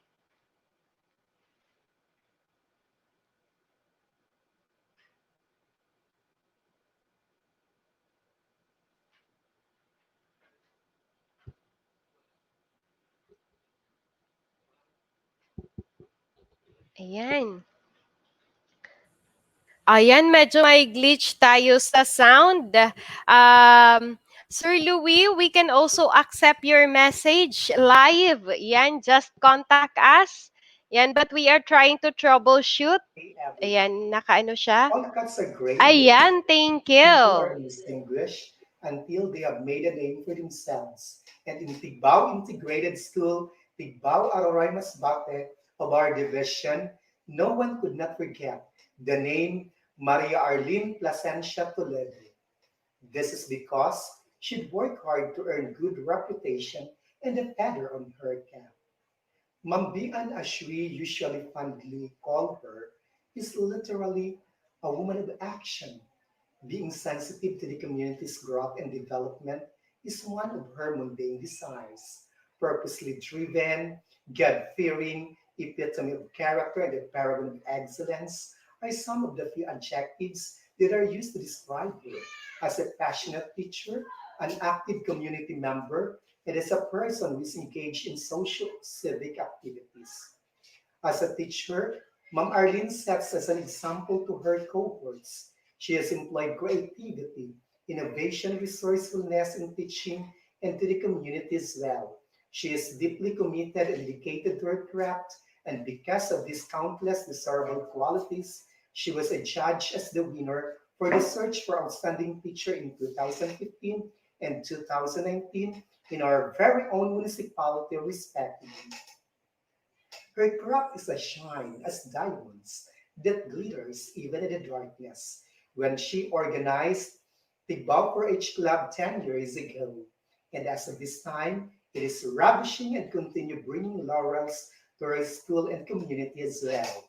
4-H Club is a community-driven project of Ma'am Arlene that touches the lives of less fortunate learners or even out-of-school youth to be involved in communities' multifaceted projects like swine breeding, hog fattening, and backyard gardening, and later ventured in goat racing project which served as a capital for small enterprises like kakanin making, salted egg making, and liniment making, organic fertilizer making, fish tinapa making, and shell crafting making. The aforementioned projects have great impact in the lives of every member of the 4-H Club, making them an asset of the community and become productive citizens of the country. As a result, the Bow 4-H Club was awarded as the 2017 National Outstanding Young Farmer and Fisher Folk Organization, and awarding was held in Malacanang Palace by His Excellency President of the Philippines, Rodrigo Duterte. After receiving this much coveted award, the Bow 4-H Club was then awarded as the Most Outstanding Youth Organization 2018 for Bilyar Sipag Youth Poverty Reduction Challenge, and the award was given by the couple, Senator Manny and Cynthia Villar. With the advent of 4-H Club, school-based Gulayan sa Paaralan project was established where its members were able to capitalize the potential of the school as an agricultural support mechanism of the barangay. The above cited endeavors are very luculent in terms of the drastic changes that Ma'am Arlene was able to establish in Tigbao Integrated School and in Barangay Tigbao. With her exemplary performance as a teacher and as an active community member, I know that this noble, dynamic, and competent woman will be successful as she searches her destiny in the lives of every member of the 4-H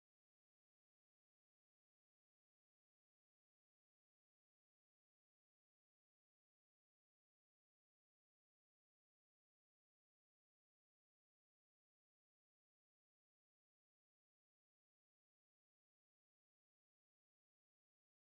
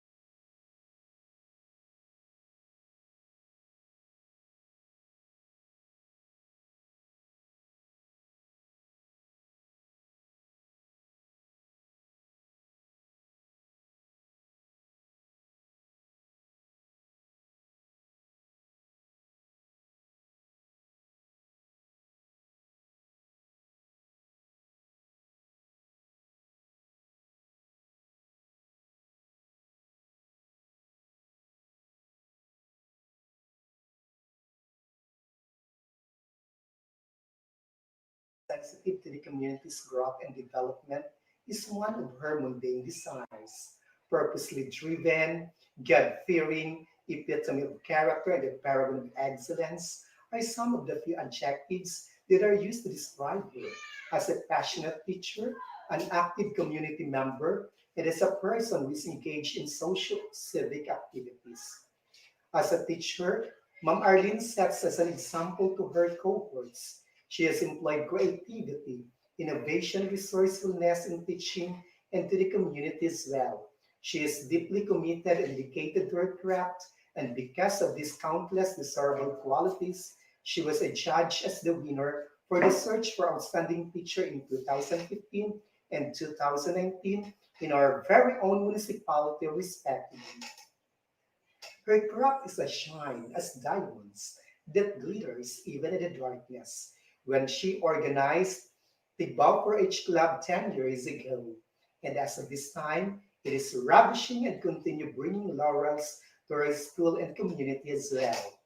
4-H Club is a community-driven project of Ma'am Arlene that touches the lives of less fortunate learners or even out-of-school youth to be involved in communities' multifaceted projects like swine breeding, hog fattening, and backyard gardening, and later ventured in goat racing project which served as a capital for small enterprises like kakanin making, salted egg making, and liniment making, organic fertilizer making, fish tinapa making, and shell cropping making. The aforementioned projects have great impact in the lives of every member of the 4-H Club, making them an asset of the community and become productive citizens of the country. As a result, the Bauer H Club was awarded as the 2017 National Outstanding Young Farmer and Fisher Folk Organization, and the awarding was held in Malacanang Palace by His Excellency President of the Philippines, Rodrigo Duterte. After receiving this much coveted award, the Balfour H Club was then awarded as the Most Outstanding Youth Organization 2018 for Bilyar Sipag Youth Poverty Reduction Challenge, and the award was given by the couple, Senator Manny and Cynthia Villar. With the advent of 4-H Club, school-based Gulayan sa Paaralan project was established where its members were able to capitalize the potential of the school as an agricultural support mechanism of the barangay.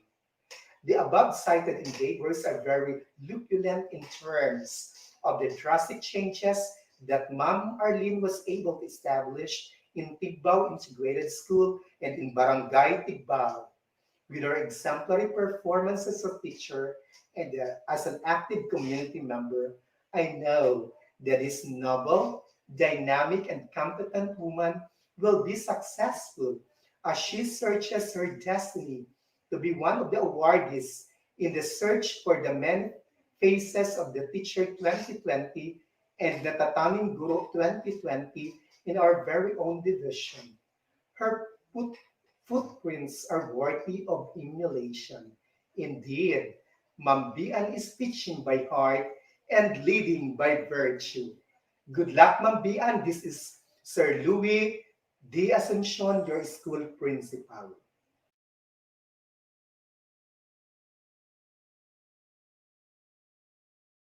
Sir Louie. Ayan, nakaka-touch po. Thank you at ang galing talaga ng pagpapakilala mo, Sir Louie, kay Ma'am Toledo. Ayan, Miss Arlene, before we go to your final message to our teachers who are watching right now, let's have first a fast talk. Are you ready, Miss Arlene? Yes, ma'am. Okay, fast talk, short or long? Short. Aha, okay. Pants or skirt? Ano, ma'am? Pants or skirt? Pants. Okay, dark or fair? Dark. Gusto mo kasing itim ni Sir Mark Rosan? Okay. What do you want, sitting or standing? Standing. Oh, how about lights on or lights off? Lights on. Okay, thank you, Miss Arlene, for being so game. This time, Miss Arlene, what is your message to our teachers? So, sa ating mga magigiting na teachers, Happy Teachers Month. So, let us be heart strong for today and tomorrow kasi ang dami-daming challenges, especially now sa new normal. Let us not back down. So, sabi nga, never back down sa ngayon because we are carrying the torch of our country. So we cannot simply dim the light of our country in enlightening the minds of our students. That is why let us always believe in the little magics na ginagawa natin ngayon. Wag tayong ma-shaken doon sa mga challenges, sa mga doubts na baka hindi natin kayanin yung bagong mode ng learning. So, i-push through natin yung klase ngayong 2020. Kakayanin natin yan, laban lang. So, sabi nga ni Secretary Magtolis, yung weapon natin as a teacher is yung ating mga heart. As long as tumitibok yung ating mga puso, kakayanin natin para sa bata. So, happy Teachers Month sa lahat ng teachers. Stay safe and stay healthy. Okay, thank you so much, Ma'am Arlene, for that message. And Ma'am Arlene, I guess you have this, ano po, parang panunumpa. Yan. You have the ako Ay, si oo. yan. Ako si Teacher Arlene Toledo, ang natatanging guro ng Tigbao Integrated School. Thank you so much, Ma'am Arlene, for being so open to all of the people watching right now and to all the people who will be watching this interview, this pilot episode in the YouTube channel of SDO Masbati Province. Thank you for inspiring us, for sharing the things that motivated you as a teacher, for sharing your future plans, and thank you for being so candid. I know that you have a brighter future here in DepEd. Always bear in mind that you have inspired a lot of people, not only newly hired teachers, even those who are already experienced teachers, and those who wanted to become a teacher. Thank you for your time, Jos Mabalos. And for the instruction for our only online game show here in SDO Masbati Province, we give you back the Bibo hosts, Rene Atibagos. Well, andito naman tayo. Pasensya na kayo, nag-brown out. So, ginagawa lang para magkaroon tayo ulit ng tuloy natin ang ating online game. Sir Mark,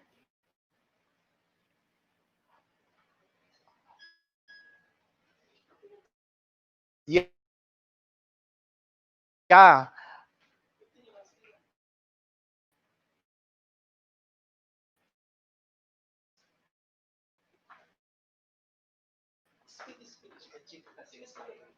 Oo. Yes, Miss Arlene, thank you very much us. Lahat kami na-inspire sa mga mo. Though mag-classmate houseman yan, pero alam na ganun ka lang very marami pa lang. Very much for telling us. And para sa ating link,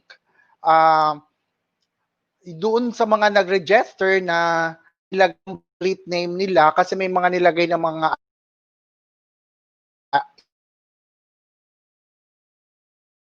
as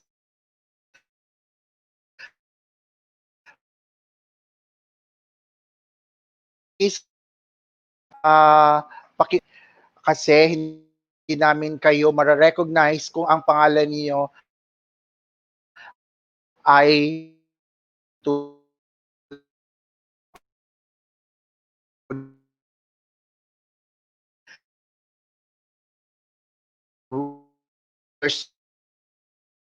pa punta kayo na cash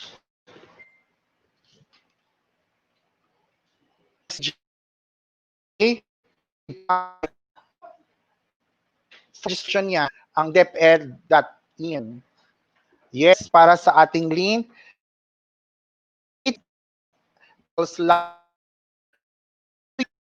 is benchmark equals the code 391336. Uulitin ko ang ating link, https://quizizz.com/join?GC equals 391336. So lahat ba ay nakapag-register na? Meron na tayong as of the moment 175 participants for this online show.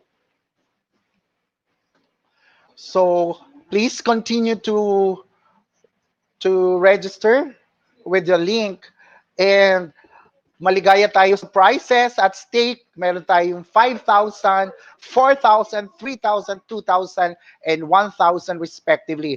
Pwede na nyo ang pambili, dagdag sa pambili ng masitas. O kaya pambili ng A4 na ban para sa mga modules.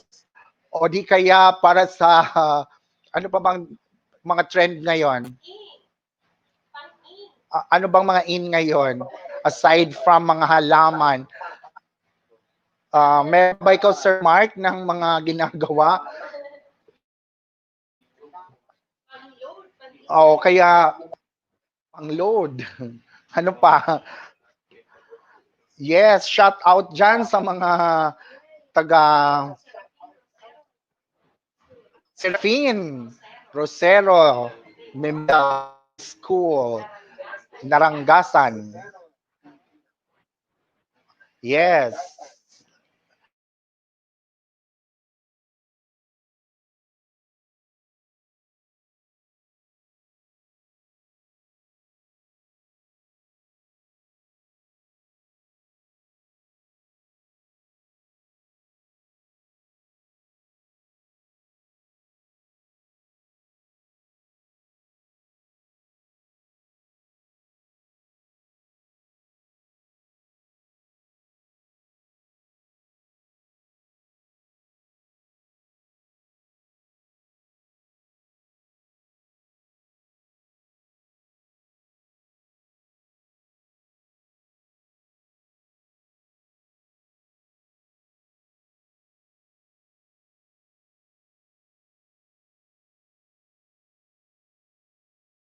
Three-letter word lang yung pangalan na nilagay, so hindi siya ma-recognize. Please, pakiulit ninyo, ilagay ninyo ang tunay ninyong pangalan at ang inyong school ID. I repeat, tunay na pangalan at school ID. Pa-shout out dyan, PJ, di ko mabasa. From Bagakay, ES, Mobo South District. From Puting Bato ES, Esperanza District. From San Jacinto District, San Isidro Elementary School.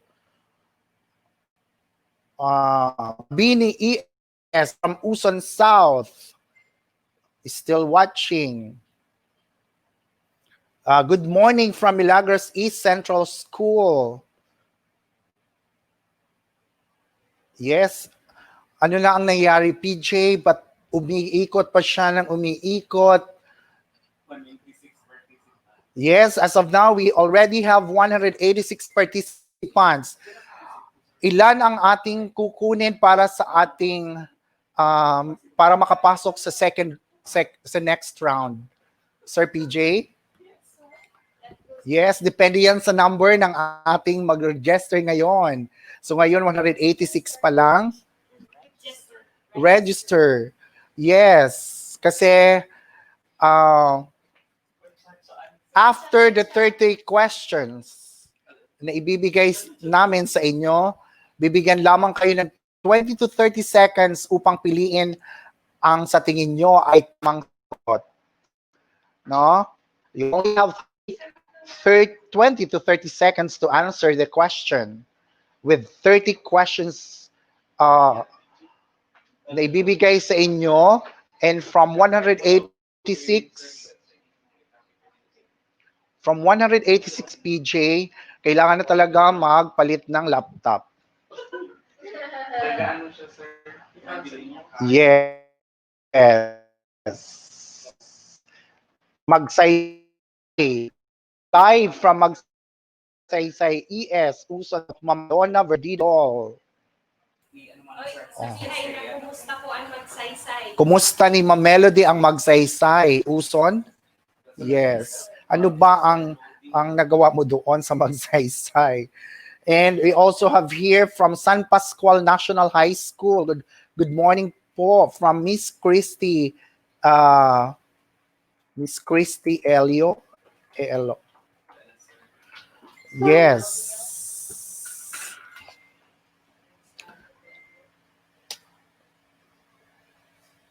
Basta mga kaguro, mag-register na kayo gamit ang inyong tunay na pangalan at ang inyong school ID. And then, may 3 rounds tayo. Una, sa elimination round, na mayroong 30 questions. And yung 30 questions na yon ay bibigyan lamang kayo ng 20 to 30 seconds per question upang piliin ang sa tingin nyo ay tamang sagot. At pagkatapos ng 30 questions, pipiliin ito sa pamamagitan ng electronic tally ang ating top. Later ko nang isasabihin kung ilan ang ating kukunin for the next round na papasok sa semifinals, at ang magiging score nyo ay kombinasyon ng tamang sagot at ng bilis ng oras ng pagsagot. Ibig sabihin, mas mabilis at tama ang sagot, mas mataas ang puntos. And then, mula sa pipili nating top, sila ang papasok sa grand finals. And that we have to determine depending on the number of our registrants. Sa ngayon, meron na tayong 201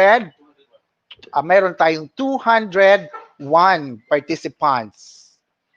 And of course, para sa final round, pipili tayo ng 5 spots para sa ating first, second, third, fourth, and fifth respectively. And a cash prize of 5,000. Natiwi ang camera.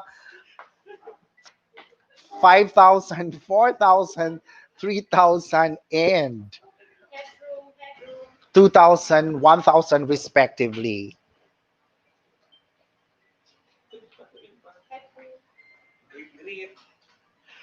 Okay. Greetings from Batuan Central School. Good morning po, Ma'am Reyna Presado Cebu. Sabi ni Ma'am Alona Briol, Ma'am, waram baha niyan. Thanks God. Kayo na makusugan uran? Makusog ba uran sa labas? Yes. 5 minutes left. So mag-register na. As of now, we have a total number of 200, I can see, 205 participants. Iba kasi ang nakalagay sa ating screen. Hindi ko siya makita. At para sa kalaman ng lahat, yes, meron tayong 3 rounds. Ang unang elimination round ay mayroong 30 questions with 20 to 30 seconds per question upang piliin ang tingin nyo ay tamang sagot.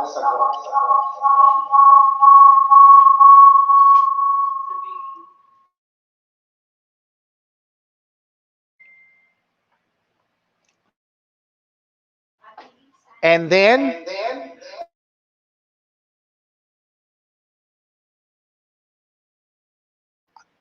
kung sino ang papasok sa ating semifinals. At ang magiging score nyo ay kombinasyon ng tamang sagot at ng bilis ng oras ng pagsagot. Ibig sabihin, pag mabilis at tama ang sagot, mas mataas ang puntos. Okay, are we ready, Sir PJ?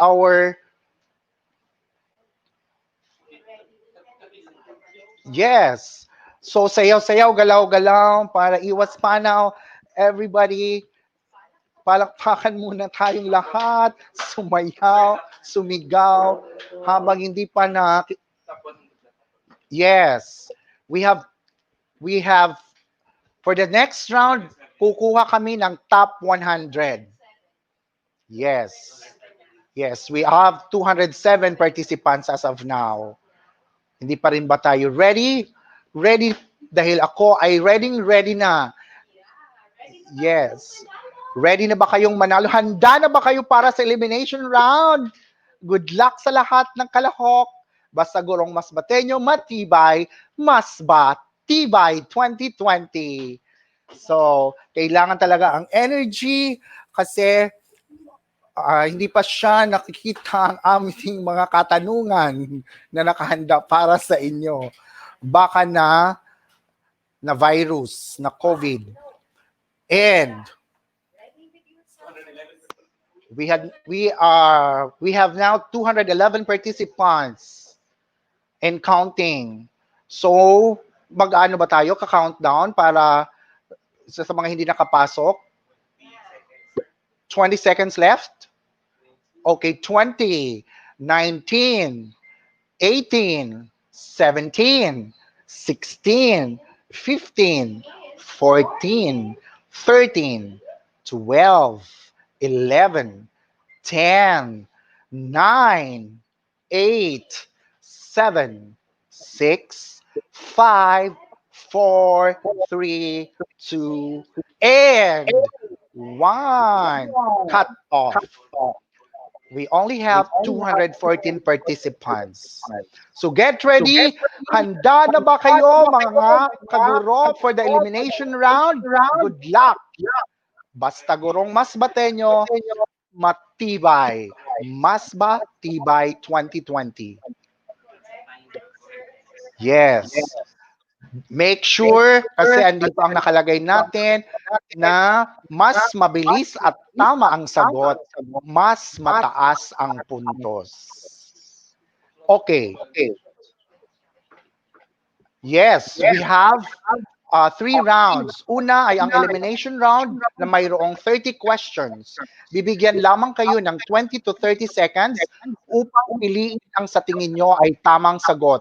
At pagkatapos ng 30 questions, ay pipiliin sa pamamagitan ng electronic tally ang top 100 na papasok naman sa semifinals.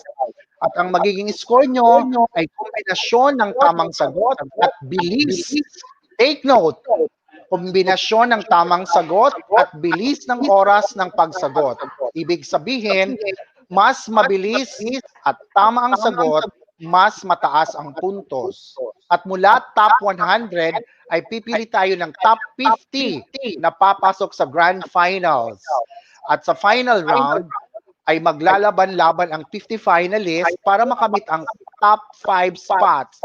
Ang first place, second, third, fourth, and fifth place respectively. Ang first place ay makakatanggap ng mataginting na 5,000 pesos.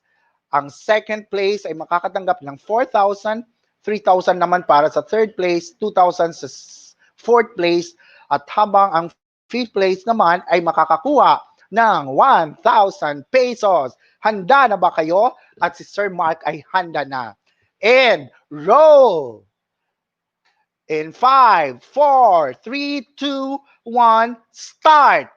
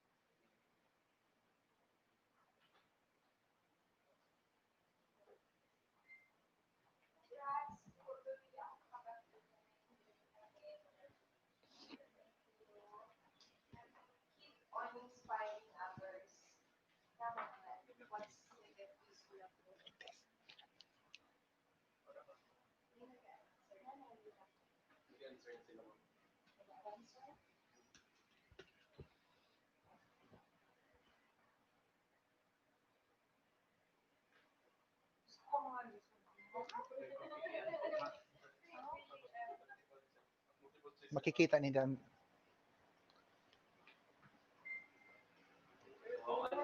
Oh, Anita Malipot.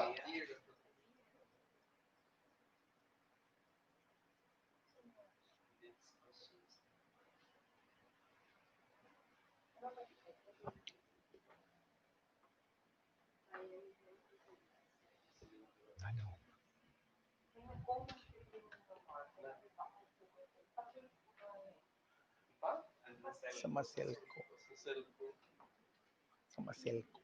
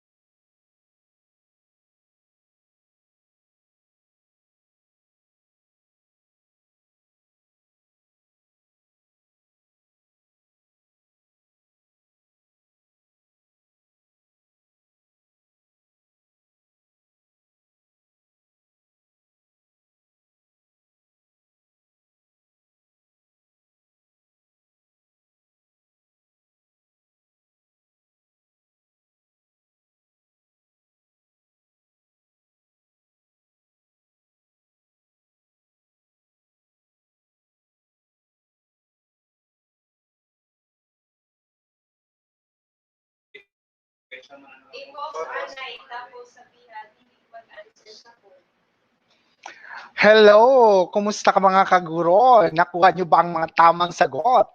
Wag po, just a reminder, wag po kayo doon sa chat box sumagot. Doon kayo sa link na binigay ko kanina. Yung may code number na 391336. Oo, kasi may nakikita kaming sagot doon sa comment section.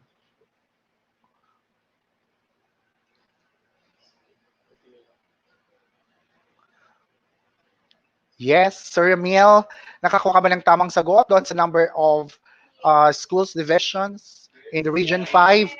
May sumagot na 19. Ano kayo mga nadagdag sa 13?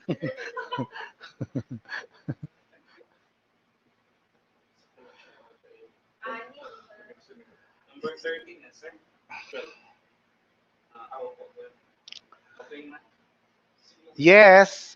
So, tingnan natin kung sino na ang nangunguna. Kasi sa amin, di ko pa makita. Charot. Sige, sagot kayo ng sagot. Sir PJ?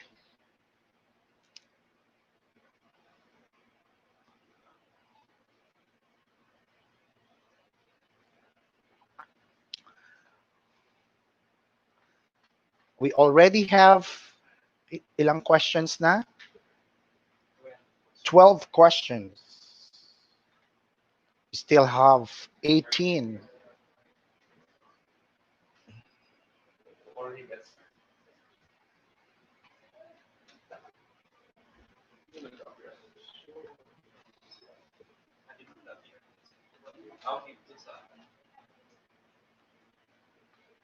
Titingnan natin kung sino na ang nangunguna.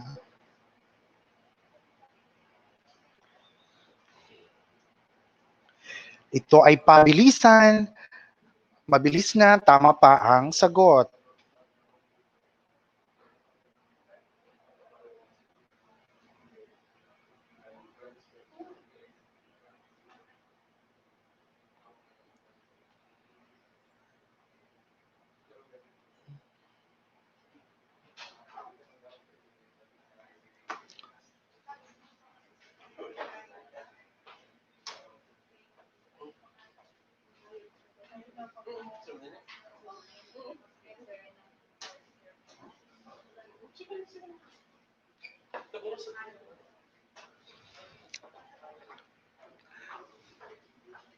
Yes, Bes, pang ilan na tayo? Sir PJ?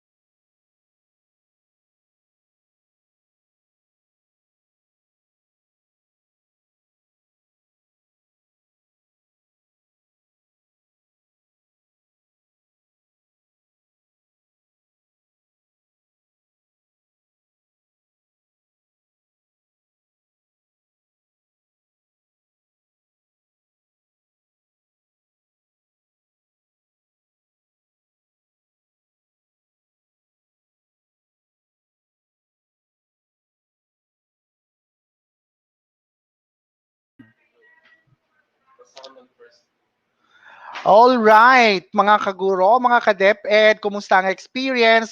Congratulations sa mga nakapasok sa top 100 at yung iba, yes, elimination round pa lang ito at yung iba makakatanggap ng isang mainit na pagpapasalamat sa inyong pagsali. And for our top 100 participants, we have Cheryl Adorna, Miss Virgie A, Rainier Rivera, Maria, hindi mabasa.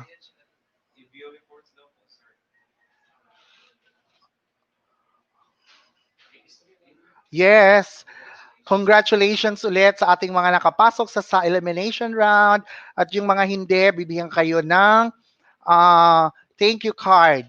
At sa mga nakapasok, makakatanggap kayo ng email para sa susunod na round. And we have Ma'am Cheryl Adorna, Ma'am Virgie A, Darrell De Humo, ang school ID. Asa ng school ID banda?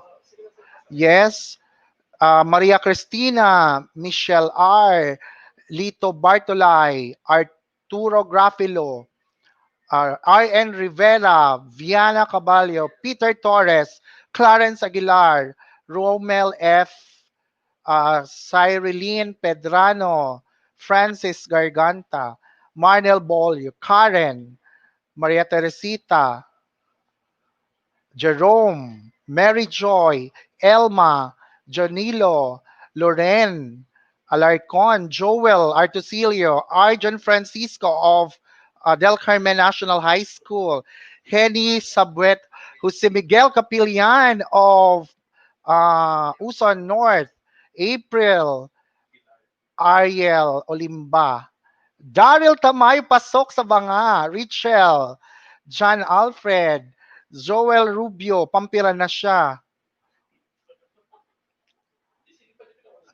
Uh, Glide Seed. Ba't magkaiba-ibang score ito?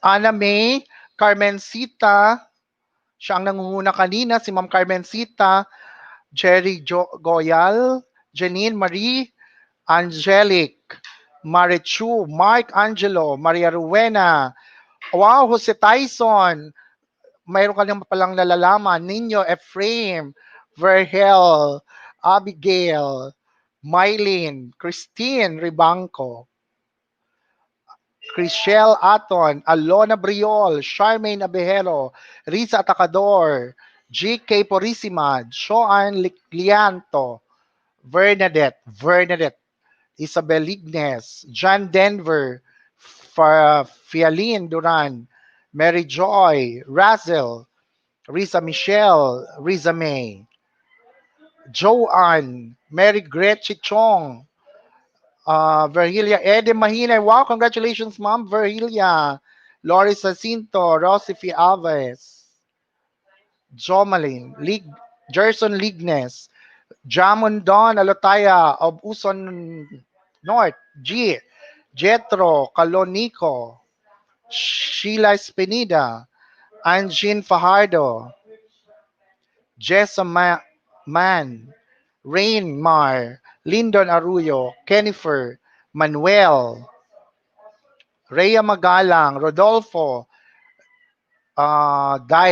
Dies, Nor, Salinas, yes, asa na best, Jeffrey, Nelly Rodrigo, Norilyn,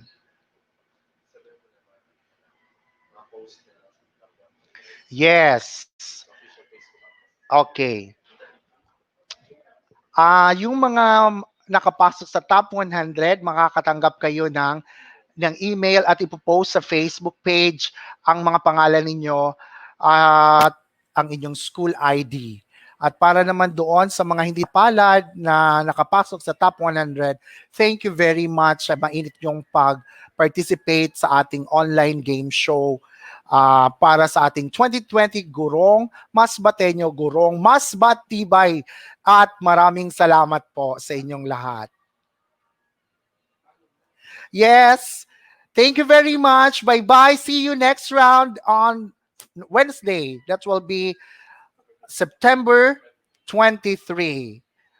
Magbasa-basa, Huwag munang mag-online selling, magbasa-basa para may masagot sa ating online show. Thank you.